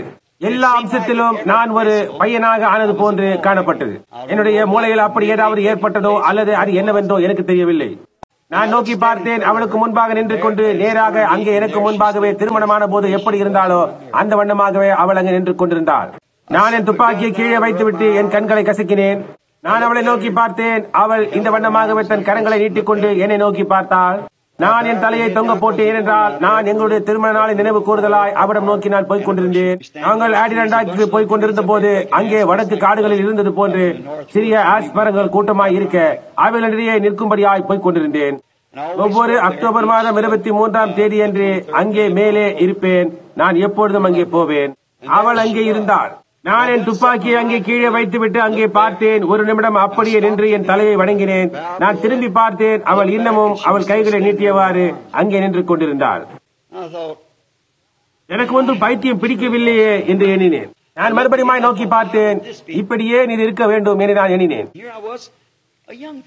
இங்கே நான் ஒரு வாலிபனாய் நின்று கொண்டிருக்கிறேன். என் கரங்களை பார்த்துவிட்டு இந்த விதமாக சொன்னேன், கர்த்தாவே, உலகத்தில் உம்முடைய செய்தியை கொண்டு வருவது தான் என்னுடைய உத்தரவாதமாய் இருக்கிறது. ஆனால் நிச்சயமாக எனக்கு இந்த காரியம் சம்பவித்து விட்டிருந்தேன். நான் மறுபடியும் நோக்கி பார்த்தேன். அப்பொழுது அது அப்படியே மங்கி மறைந்து போயிற்று. நான் என் துப்பாக்கியை கீழே இருந்து எடுத்து என் தோளின் மேல் மாட்டிக்கொண்டேன். நான் இப்படி வந்தவுடன் இப்படி வேட்டை மற்ற காரியங்களுக்கு வருவது ஒரு கால் அவளுடைய இருதயத்தை கிழிக்கின்றது என்ற காரணத்தை நான் அறியும்படியாய் நீர் செய்கிறீர் என்றேன். ஆனால் நான் தொடர்ந்து நடந்து போய்க் கொண்டிருக்கும் போது தலையில் இருந்த என் தொப்பியை கழித்து விட்டேன். நான் சொன்னேன், தேவனே, நீர் இங்கு இருக்கிறீர் என்று நான் அறிவேன். அதில் என் சிந்தையில் சிறிதேனும் சந்தேகமே இல்லை. நீர் இங்குதான் இருக்கிறீர். நான் உம்மை விசுவாசிக்கிறேன். ஒவ்வொரு வார்த்தையும் விசுவாசிக்கிறேன். அந்த சூரியனின் முதுகின் மேல் பிரகாசிக்கும்படியாய் செய்தது நீரேதான். இந்த காரியங்கள் எல்லாவற்றையும் செய்வது நீர் ஒருவர் தான். நீர் ஒருவரே சிருஷ்டிகர்த்தராய் இருக்கிறீர். நான் அவ்வளவு தாமதமாய் இருக்கிறேன். பற்றி பிடிக்க பயப்படுகிறவன் போல் காணப்படுகின்றது. நான் ஏதாவது தவறாக செய்து விடுவனோ என்று பயப்படுகிறேன். ஒரு காரியத்தை நீ செய்யும்படியாய் நான் கேட்கிறேன். பாரத்தை என் இருதயத்திலிருந்து நீக்கிவிடும். மீண்டும் அறிக்கை செய்வது முயற்சிப்பது இனி அவசியமில்லை. ஏனென்றால் நான் தொடர்ந்து 5 வருடங்களாக உம்மிடம் கதறிக் கொண்டிருக்கிறேன். நான் என்ன காரியம் செய்தேன், அது என்னவென்று எனக்கு சொல்லும் என்று சொன்னேன். அந்த நேரத்தில் நான் ஒரு குன்றின் மீது ஏறி போய்க் கொண்டிருந்தேன். அதாவது சரியாக எங்கே நான் சில நிமிடங்கள் நிற்க வேண்டும் என்றிருந்தேனோ அதற்கு அருகாமையில். அங்கே என்னுடைய மனைவிக்காகவும் எனக்கு தேவன் தந்த வெற்றிகரமான திருமணத்திற்காகவும் இத்தனை வருஷங்களாக ஒருவர் எங்களுக்கு உண்டாயிருந்த அன்பிற்காகவும் பிள்ளைகளுக்காகவும் நன்றி கூறும்படியாய் போய்க் கொண்டிருந்தேன். ஒவ்வொரு அக்டோபர் 23ஆம் தேதியும் நான் அதை செய்வேன். 10 அங்குல அடர்த்தியாய் அங்கே குவாக்கிங் ஆஷ் செடி இருந்தது. இந்த விதமாய் வளர்ந்து ஒரு எழுத்து வடிவாய் மேல் நோக்கி போய்க் கொண்டிருந்தது. நான் அப்படியாய் குன்றின் மீது நடந்து போய்க் கொண்டிருந்த போது நான் பலவீனமானேன். நான் அப்படியே மரத்தின் மீது இந்த விதமாக சற்று சாய்ந்து கொண்டேன். ஏதோ இலையின் மீது பட் பட் என்று விழும் ஓசை எனக்கு கேட்டது. ஒரு நிமிஷம். அந்த நேரத்தில் வேறெல்லாம் நன்றாய் உலர்ந்து விட்டது. சுமார் 300 அல்லது 400 கஜ தூரம் நடந்து போவதற்குள் அப்படி காய்ந்து விட்டது. நான் நோக்கி பார்த்தேன். அது என் கண்களிலிருந்து வந்த கண்ணீர் விழுந்து தாடியிலோடி தரையில் இலைகளின் மீது விழுகிறது. நான் சொன்னேன், ஓ தேவனே, நான் என்ன ஒரு தோல்வியானேன் என்று. அந்த நிலைமையில் நின்று கொண்டு நீர் அவள் மேல் இரக்கமாய் இருப்பீர் என்று நான் நம்புகிறேன் என்றேன். கிருபையை கேட்க நான் தகுதியற்றவன். எனக்கு நடத்திக் கொண்டே போகிறது. என்றோ ஒரு நாள் கர்த்தாவே நான் போகத்தான் வேண்டும் என்று நான் சொன்னேன். அது பைத்தியம் என்று ஜனங்கள் எண்ணலாம் என்று நான் யூகிக்கிறேன். ஆனால் அப்படியான வெளிப்புறங்களிலே நான் தேவனை காண்கிறேன். அப்படிப்பட்ட இடங்களில் தான் அது எனக்கு மிகவும் உண்மை பொருளாய் இருக்கிறது. இங்கே இருக்கின்ற விதமாகவே அங்கே அவ்வளவு உண்மையாய் இருக்கிறது. வெளிப்படையாய் சொன்னால் இதை காட்டிலும் அதிகமாக இருக்கின்றது. ஏனென்றால் இங்கே நீங்கள் யாவரும் ஒரு பாகமாகிறீர்கள். அங்கேயோ நான் மட்டும் தனிமையாய் நின்று கொண்டிருக்கின்றதாய் காணப்படுகின்றது. மற்றொருவரிடம் இல்லாமல் அவரிடம் மட்டுமே பேசுகின்றதாய் இருக்கின்றது. அங்கே நான் என்றவாறு இருக்க புதர் விலகுவது போன்ற ஒரு சத்தம் கேட்டு ஒரு விதமாக நான் தலையை நிமிர்ந்து பார்த்தேன். அப்பொழுது நான் ஒரு சிகப்பு சட்டை அணிந்தவனாய், என்னுடைய தொப்பி ஒரு சிகப்பு நாடா பட்டையாய் சுற்றப்பட்டதாய், வடக்கத்திய வழக்கம் போன்று அதன் மீது ஒரு சிகப்பு கைகுட்டை சுற்றப்பட்டதாய் இருந்தது. நான் நோக்கி பார்த்தேன். என் பக்கத்தில் 3 மான்கள் நின்று கொண்டிருந்தன. நேராக என்னண்டையாய் நடந்து வந்தது. அப்பொழுது நான் எல்லாம் சிகப்பு மயமாயிருந்தேன். அங்கே துப்பாக்கி சூடு நடக்கின்றது. சுமார் 100 பேர்கள் 40 முறையாக சுற்றினர் என்று நினைக்கிறேன். பார்க்க போனால் இவ்வளவிற்கும் அவைகள் கலைந்து ஓடி இருக்க வேண்டும். ஆனால் அவைகள் அப்படி ஓடவில்லை. அவைகள் அப்படியே நின்று கொண்டு என்னை நோக்கி பார்த்துக் கொண்டிருந்தது. அருமையான மாமிசம், நன்றாக முழுவதுமாய் வளர்ந்த 2 மான் குட்டிகளும் ஒரு தாய் மானும். ஏதோ ஒன்று என்னிடத்தில், அதோ சகோதரன் ஈவான்ஸுக்கு அங்கே ஒரு மான் இருக்கின்றது. ஒன்று சகோதரன் வெல்ஷுக்கும் ஒன்று மெத்தடிஸ்ட் பிரசங்கியாருக்குமாக இருக்கின்றது. தேவனாகிய கர்த்தர் தாமே அதை உனக்கு சரியாக அப்படியே கொடுத்திருக்கிறார். அவைகளால் தப்பி போக முடியாது.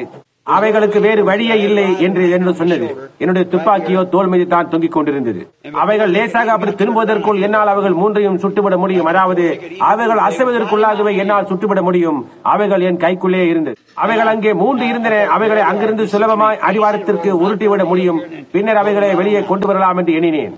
அது மிகவும் லகுவாயிருக்கும். அங்கே 3 இருக்கின்றன. அப்படியானால் நாங்கள் அங்கிருந்தே அவைகளை வெளியே எடுத்து மலைகளை விட்டு வீட்டிற்கு போகலாம் என்று எண்ணினேன். நான் அவைகளை அங்கே நோக்கி பார்த்துக் கொண்டிருக்க அவைகள் அங்கே நின்று கொண்டு என்னை நோக்கி பார்த்துக் கொண்டிருக்கின்றது. ஒரு 15 அல்லது 20 முழ தூரத்தில் நின்று கொண்டு அசையாமல் இருந்தது. நானும் அசையாமல் நின்று கொண்டிருந்தேன். நீங்கள் மான் வேட்டையாடி இருக்கிறீர்களோ இல்லையோ எனக்கு தெரியாது. ஆனால் அவைகள் வினோதமானவைகள். அவைகளுக்கு நிச்சயம் இல்லை என்றால் அவைகளுடைய கால்களை இவ்விதமாய் பொருத்தி அதன் கால்களை தயார் நிலையில் வைத்துக் கொண்டு தன் நிலையை லேசாக மாற்றி அமைக்கும். இவைகளோ அப்படி ஒன்று செய்யவில்லை. நான் நினைத்தேன், சரி அங்கேதான் இருக்கின்றது. ஒரே ஒரு காரியம்தான், என்னுடைய துப்பாக்கியை அப்படி அசைத்தாலே அவ்வளவு தான், அவைகள் ஓடி போய்விடும். அப்பொழுது நான் தேவனிடம் அப்படி செய்ய மாட்டேன் என்று வாக்களித்தது எனக்கு ஞாபகம் வந்தது. நான் அதை நினைவு கூர்ந்தேன்.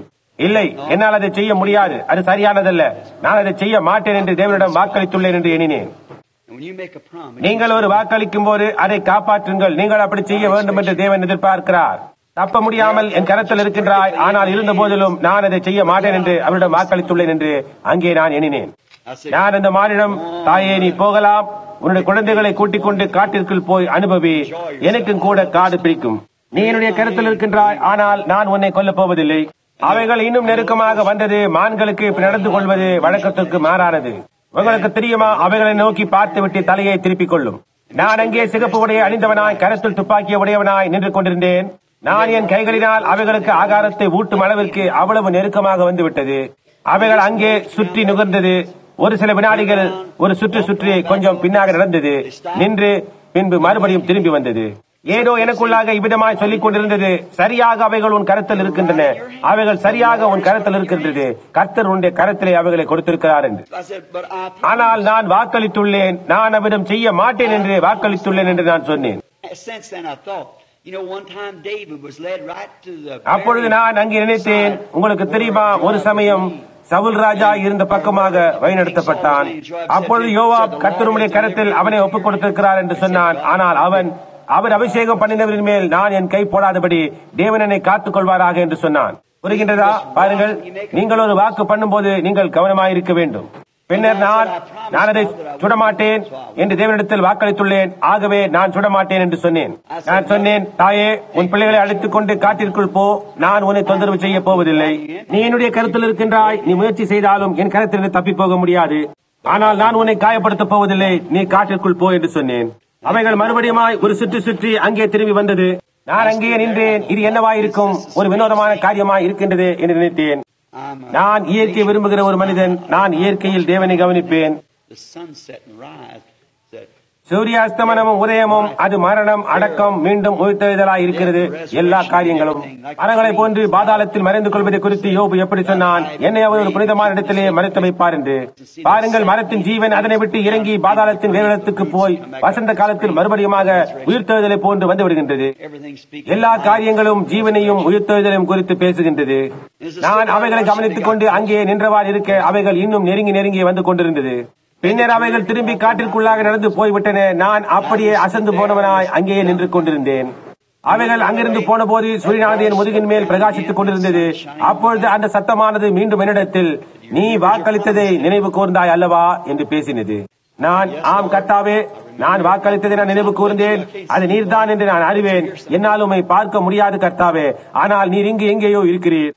நான் உம்மை காண முடியவில்லை, ஆனால் நான் உம்முடைய சத்தத்தை கேட்கிறேன். நீர் இங்கு இருக்கிறீர் என்று நான் அறிவேன் என்று சொன்னேன். அவர், நீ உன்னுடைய வாக்குறுதியை காத்துக் கொண்டாய், நீ உன்னுடைய வாக்குறுதியை நினைவு கூர்ந்தாய், என்னுடைய வாக்குறுதியை கூட நான் நினைவு கூறுவேன். நான் உன்னை விட்டு விலகுவதும் இல்லை, உன்னை கைவிடுவதும் இல்லை என்று சொன்னார். ஓ என்னே, அதற்கு பின்னர் அப்படியானதொரு உணர்வை நான் இன்னமும் பெறவில்லை.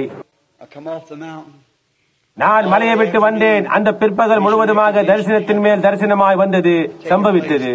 நான் கீழே இறங்கி வந்தேன். அதன் பின்னர் எல்லா காரியங்களுமே வித்தியாசமாய் காணப்பட்டது. பாரமானது என்னை விட்டு அகன்றது. ஜனங்களின் கையை தொடுவதனால் அவை என்னவென்று கண்டு கொண்டேனே. அந்த ஊழியம் முதலாவதாக அப்பொழுதுதான் வந்தது. அது அவர்களுக்கு உள்ளிருந்த ஜீவன். நமக்கு தெரியும் அது எப்படி நடந்தது என்று. ஒரு இரவு கலிபோர்னியாவில் நான் மெலிக்கி குடும்பத்துடன் உட்கார்ந்து கொண்டிருந்தேன். சகோதரன் மூருக்கு நினைவிருக்கும். சகோதரன் பிரவுன் மெலிக்கி குடும்பத்துடன் பிரசவமானதிலிருந்து அந்த சிறு ஸ்திரீக்கு மில்க் லேக் என்ற வியாதியை பெற்றுக் கொள்ளப் போகிறாள். என் கையின் மேல் அவள் கையை வைக்க சொல்லி, அதோ அங்கு இருக்கின்றது, அதனுடைய துடிப்பை பாருங்கள், புரிகின்றதா? உனக்கு மில்க் லேக் வியாதி வரப்போகின்றது, அது ஏற்கனவே உனக்குள் கிரியை செய்து கொண்டிருக்கின்றது என்று சொன்னேன். அப்படியே நடந்தது. உயிர் அவளுக்கு போனது போன்றாயிற்று.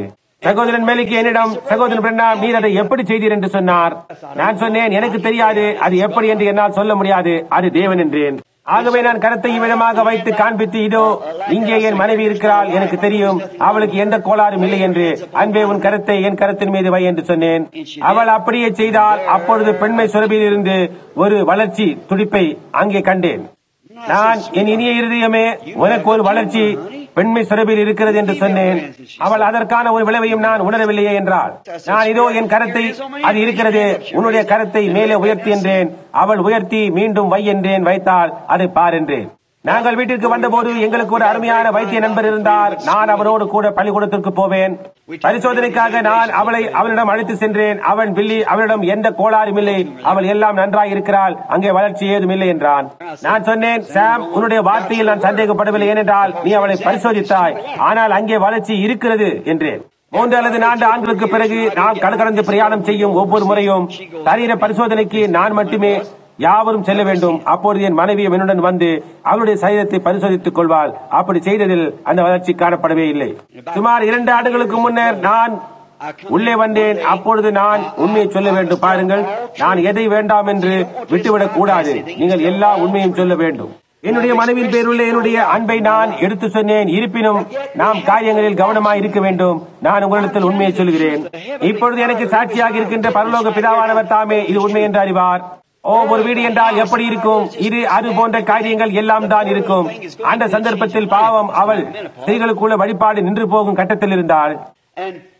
கடந்த சில ஆண்டுகளாக, அதாவது 2 வருஷங்களுக்கு முன்னர் சரீர பரிசோதனைக்காக சென்ற போது வைத்தியர்கள் இடது ஓவரியில் ஒரு தசை வளர்ச்சி கட்டி இருப்பதாக கண்டார். அது ஒரு வால்நட் கொட்டை அளவிற்கு வளர்ந்து விட்டது. அவர், சகோதரன் பிரணாம், நான் அதை மீண்டும் ஒருமுறை பரிசோதிக்கட்டும். அது வளரும் பட்சத்தில் இன்னும் சில மாதங்களில் அது வெளியே வர வேண்டும்.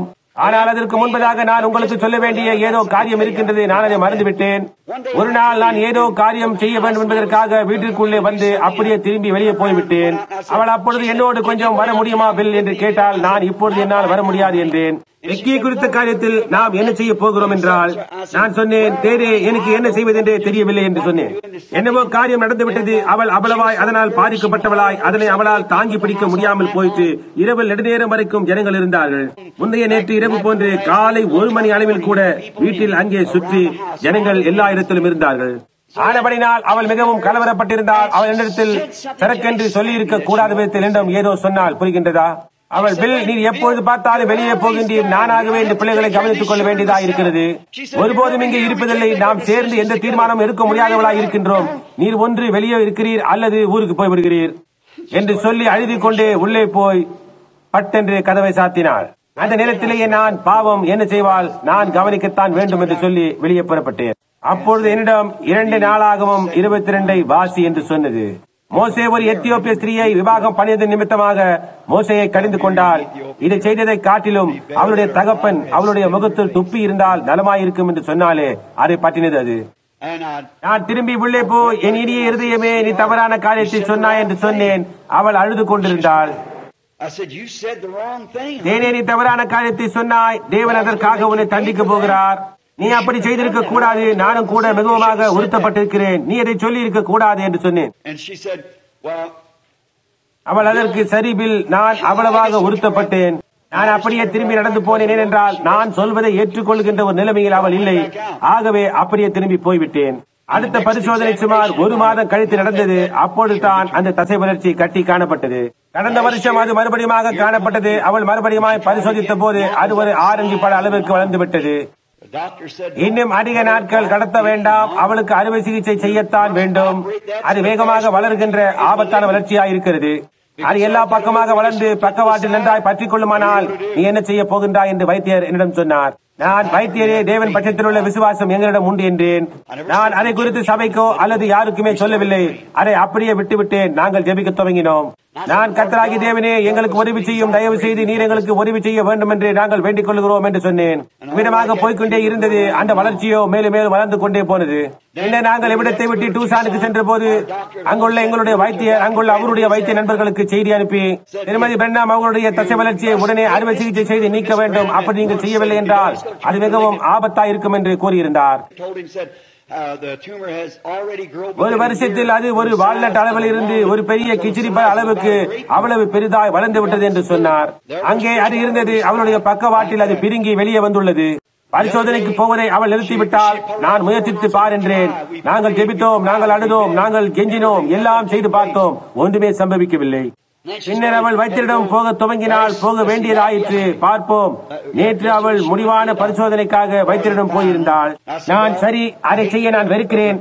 நாம் ஒரு கால் அதற்கு இடம் கொடுத்தாக வேண்டும் போலும். தேனே, நீ அதற்கு இணங்கி அதை வெளியே எடுப்பதற்கு அனுமதித்துக் கொள்ள வேண்டும். ஏனென்றால் அது பெரிதாகிக் கொண்டே போகின்றது.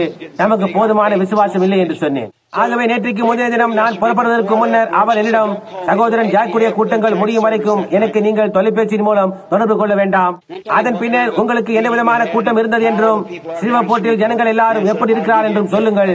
அதற்கு பிறகு வைத்தியர் என்ன சொன்னார் என்பதை நான் உனக்கு சொல்லுகிறேன் என்று சொன்னாள். சரி தேனே என்று சொல்லிவிட்டு நான் தொலைபேசியை வைத்து விட்டேன். நேற்றைக்கு முந்தின நாள் நான் வீட்டை விட்டு வெளியே புறப்படும் முன்னர் நான் உள்ளே போனேன். வழக்கமாக வெளியே போகும்போது பிள்ளைகள் நாங்கள் யாவரும் ஒன்றாக சேர்ந்து முழங்கால் படியிட்டு அறையில் ஜெபிப்போம். அவ்வமயம் நான் கர்த்தரிடத்தில், கர்த்தராகிய இயேசுவே, நான் அயல் நாட்டு பயணம் போகிறேன், என் குடும்பத்தை கண்காணித்துக் கொள்ளும் என்பேன்.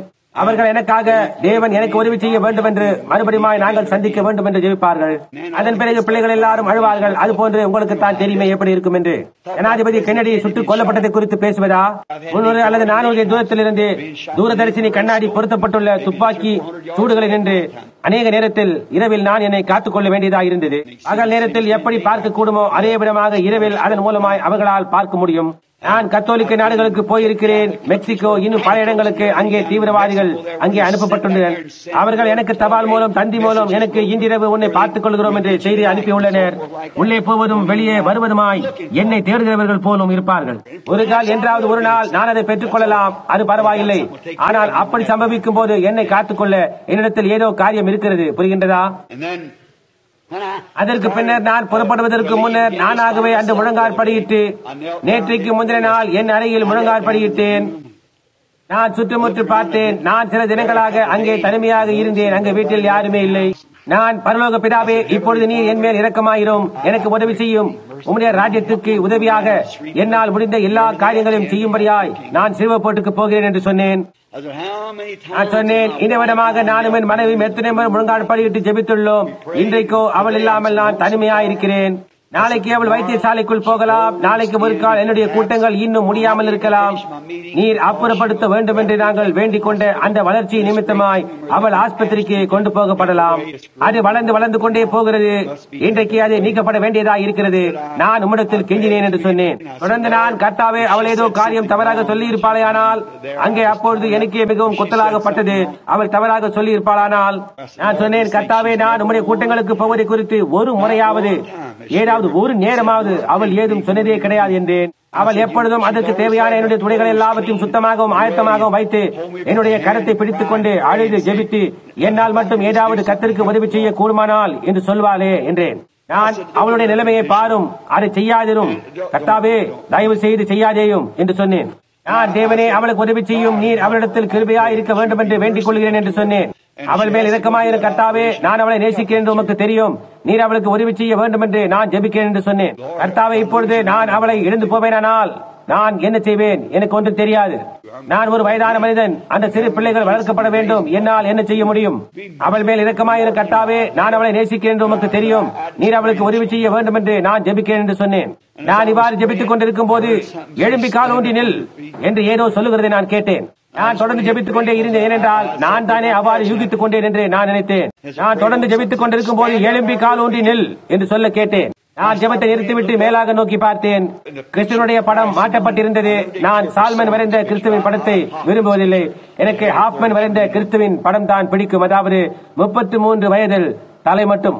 உங்களுக்கு தெரியும், அது ஒரு பெரிய படம் எடுத்து அங்கே மாட்டி வைத்துள்ளேன். என்றால் நான் தரிசனத்தில் அவரை பார்த்தபோது அவர் அந்த வண்ணமாய் தான் காணப்பட்டார். அந்த படம் அங்கே மாட்டப்பட்டிருந்தது. நான் ஜெபிக்கும் போது அவர் என்னை நோக்கி பார்த்துக் கொண்டிருக்கும் வண்ணமாய் அதை சுவற்றில் மாட்டி வைத்திருந்தேன். நான் அங்கே மேலாக நோக்கி பார்த்தேன். அந்த படத்தை நோக்கி பார்த்தேன். சுற்றுமுற்றும் பார்த்தேன். நான் இவ்வாறு நினைத்தேன், அது என்னவாயிருக்கும்? எழும்பி காலோண்டி நில் என்றது. சரி, எழுந்து காலோண்டி நிற்போமே என்று எண்ணி எழுந்து நின்றேன். அந்த இரவு அந்த மலையின் மேல் பேசின அதே சத்தம், எப்பொழுதும் ஒருவர் வருவாரே அவருடைய சத்தம். நான், தேவனாகிய கர்த்தாவே, உம்முடைய ஊழியக்காரனோட பேசினது நீர்தானோ என்றேன்.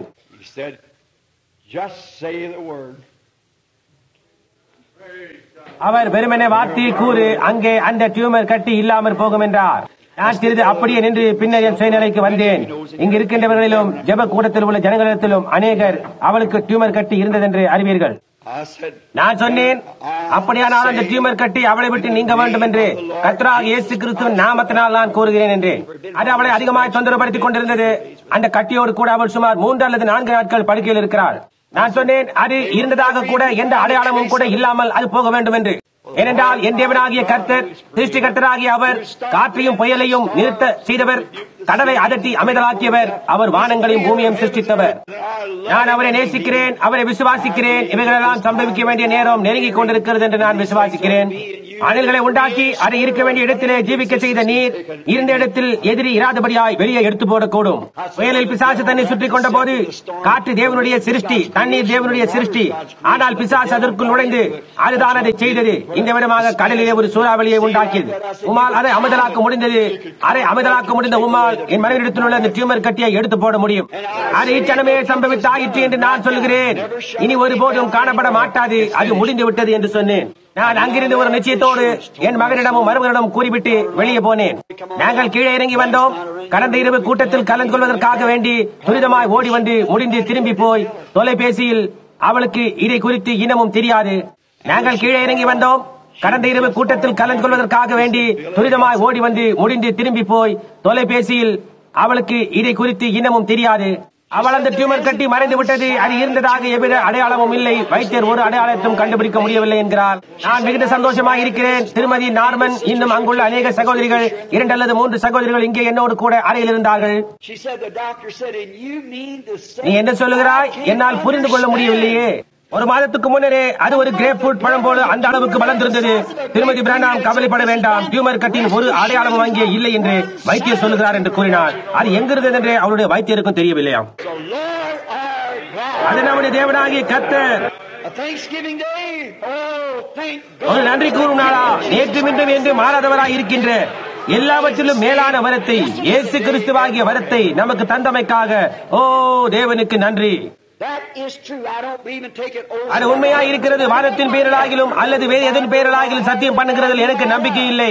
ஆனால் வேதமன் இருதயத்தின் மேல் இருக்க நான் நேசிக்கின்ற என் தேவன் அறிவார் நான் சொன்ன அந்த ஒவ்வொரு வார்த்தையும் உண்மை என்று. நன்றி கூறும் நாள். நாளைக்கு அந்த ஆபரேஷன் இருக்க போகிறது அல்லது சில நாட்களுக்குள் இருக்க போகிறது என்பதை நான் நினைக்கும் போது நான் கூட்டங்கள் கூட விட்டு போக வேண்டி இருக்கும். இடத்தில் கூட கிறிஸ்துமஸ் நேரத்தில் நான் திரும்பி வருவேன் என்று சொல்லி இருக்க முடியாது. வீட்டில் பிள்ளைகளிடத்திலும் கிறிஸ்துமஸுக்கு வீட்டுக்கு கொண்டு வந்திருக்க முடியாது. ஒரு கிரேப் பழ அளவிற்குள்ள ஒரு டியூமர் கட்டிய உடையவளாய் என் மனைவிக்கு ஒரு ஆபரேஷன் காத்துக் கொண்டிருக்கிறது என்று அறிந்தவனாய் இருதயத்தில் நடுங்கிக் கொண்டிருந்த நிலைமை அந்த கட்டி அங்கே இருந்தது. உனக்கு என்ன வேண்டுமோ அதை சொல், அது அந்த விதமாகவே ஆகும் என்று அந்த தேவனுடைய வார்த்தை சொன்னது. நான் சொன்னேன், அந்த டியூமர் கட்டி போய்விட்டது, அவர்கள் அதை ஒருபோதும் காணப்போவதில்லை என்று. இதோ இன்றைக்கு இல்லாமல் போயிற்று. டூசான் அரிசோனாவில் இருந்த சிறந்த அறுவை சிகிச்சையாளரும் சிறந்த வைத்தியர்களும் சில நாட்களுக்கு முன்பு ஒரு பெரிய இந்த அளவிற்குள்ள ஒரு டியூமர் கட்டி இருக்க கண்டார்கள். அதே வைத்தியர்களால் அது இருந்ததாக எந்த அடையாளத்தையும் கூட அவர்களால் கண்டுபிடிக்க முடியவில்லை. அவர் முழு மனதுடன் திருமணி பெர்னாமிடம் டியூமர் கட்டியின் அடையாளமே இல்லை, எங்கேயும் அவர்களிடம் காணப்படவில்லை என்று சான்றிதழ் எழுதி தந்தார்கள். ஓ தேவனுக்கு நன்றி அறிதல்கள். இந்த நாள் எனக்கு ஒரு நன்றி கூறும் நாள். இதெல்லாவற்றுக்கும் மேலாக அங்கே நான் திருமணம் செய்து கொண்ட அந்த சிறிய முகம், தேவனுக்கு மகிமை உண்டாவதாக. என்ற ஒரு நாளில் இந்த வயது சென்ற மரணத்தின் அடையாளங்கள் இல்லாமற் போகும். இனி ஒருபோதும் வயது சென்றவளாக மாட்டோம். இயேசு கிறிஸ்துவின் மூலமாய் நமக்கு உண்டாயிருக்கின்ற நாம் இப்பொழுது பெற்றுள்ள தேவனுடைய வரமாகிய பரிசுத்த ஆவியானவரே இந்த நங்கூரத்தை இதை நமக்கு கொடுத்திருக்கிறார். இன்றைக்கு அதை நோக்கி பாருங்கள் நண்பர்களே. நீங்கள் நன்றி உள்ள ஜனங்களை குறித்து பேசுகிறீர்கள், ஆனால் நாம் இந்த உலகத்தில் உள்ள எல்லா ஜனங்களை பார்க்கிறோம் அதிக நன்றியுள்ளதாக இருக்க வேண்டியதா இருக்கிறது. தெய்வீக சுகம் இங்கு சம்பவிக்கின்ற காரியங்கள் இவைகளுக்கு மிஞ்சி என்ன இருக்கிறது? அதே தன்மைகளோடு, அதே அக்கினி சம்பத்தோடு, அதே தேவனுடைய தூதனோடு, அதே தேவன் நமக்கு முழுமையான நிச்சயம் நமக்கு கிடைத்திருப்பதனாலே நன்றியுள்ளதாக இருக்க வேண்டியவளாக இருக்கிறோம். அதே நேற்று மீண்டும் மீண்டும் மாறாத தேவன் அதே காரியங்களை செய்தார். அதே வல்லமையோடு அதே காரியங்களை செய்தார். என்ன ஒரு ஆத்ம நங்கூரம், மன உறுதி, நிச்சயம் நமக்கு இருக்கிறது. பரலோகத்தின் தேவனாகிய கர்த்தர் உங்கள் ஒவ்வொருவரையும் கொழுமையாய் ஆசீர்வதிப்பாராக. நாம் நம்முடைய தலைகளை தாழ்த்துவோம். கர்த்தாவே, நான் மிகவும் நன்றி உள்ளவனாய் இருக்கிறேன். கர்த்தாவே, எனக்கு என்ன சொல்வதென்றே தெரியவில்லை. என்னால் அதை விவரித்து கூற முடியவில்லை. கொஞ்ச நேரத்திற்கு முன்பு அந்த பாடல் பாடின போது, அந்த ஜனங்கள் அந்த பாடலை பாடின போது என்னுடைய இருதயம் சந்தோஷத்தினால் துள்ளினது. சாட்சியானது என் இருதயத்தில் எழும்பினது. இப்பொழுது பரலோக பிதாவே, இந்த காரியங்கள் யாவும் உண்மை என்று நீர் அறிவீர். என்னுடைய இதயத்தின் ஆழத்திலிருந்து அது உண்மை என்று நீர் அறிவீர். சரியானது தவிர வேறு எதையும் அவரிடத்தில் சொல்வதற்கு கர்த்தாவே என்னிடம் ஒரு காரணமும் இல்லை.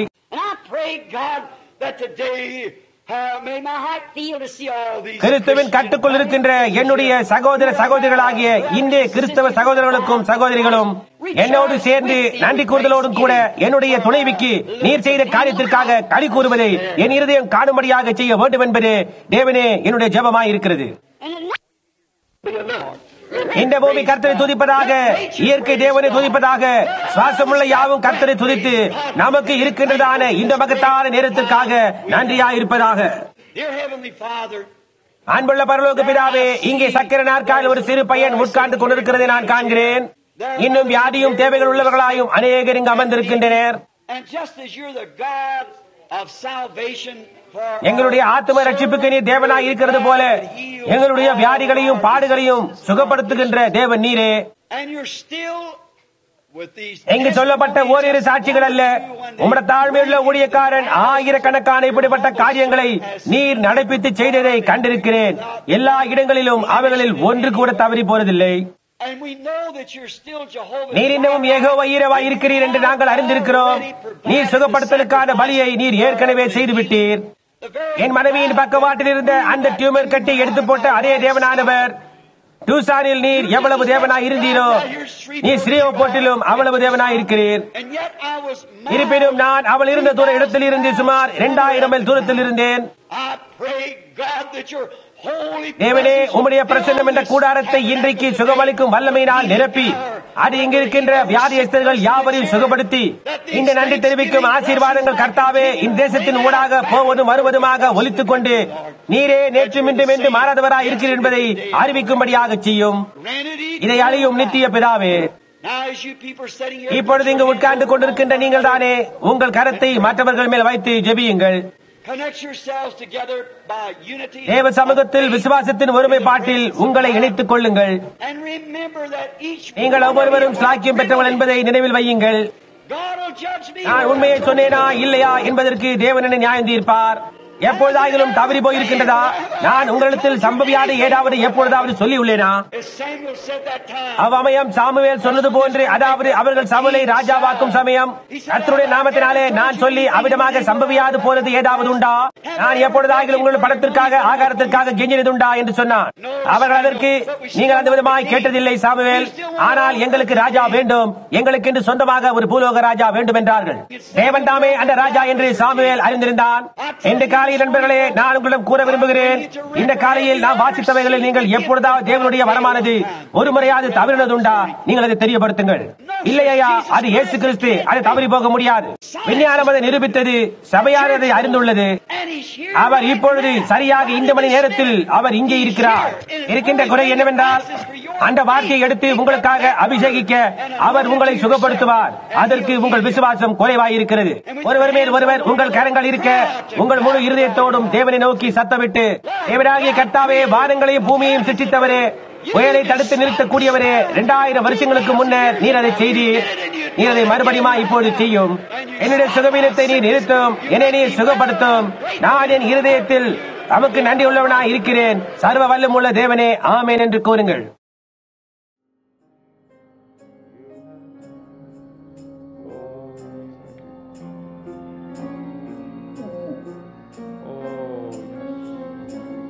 Undeserved, Lord.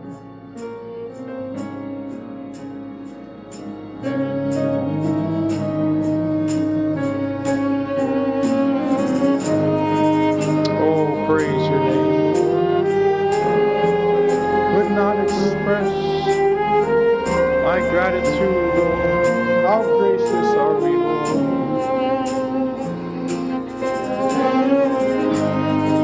Thank you, Lord. To me,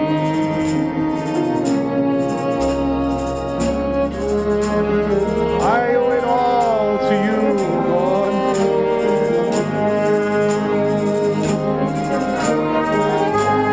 To God be the glory.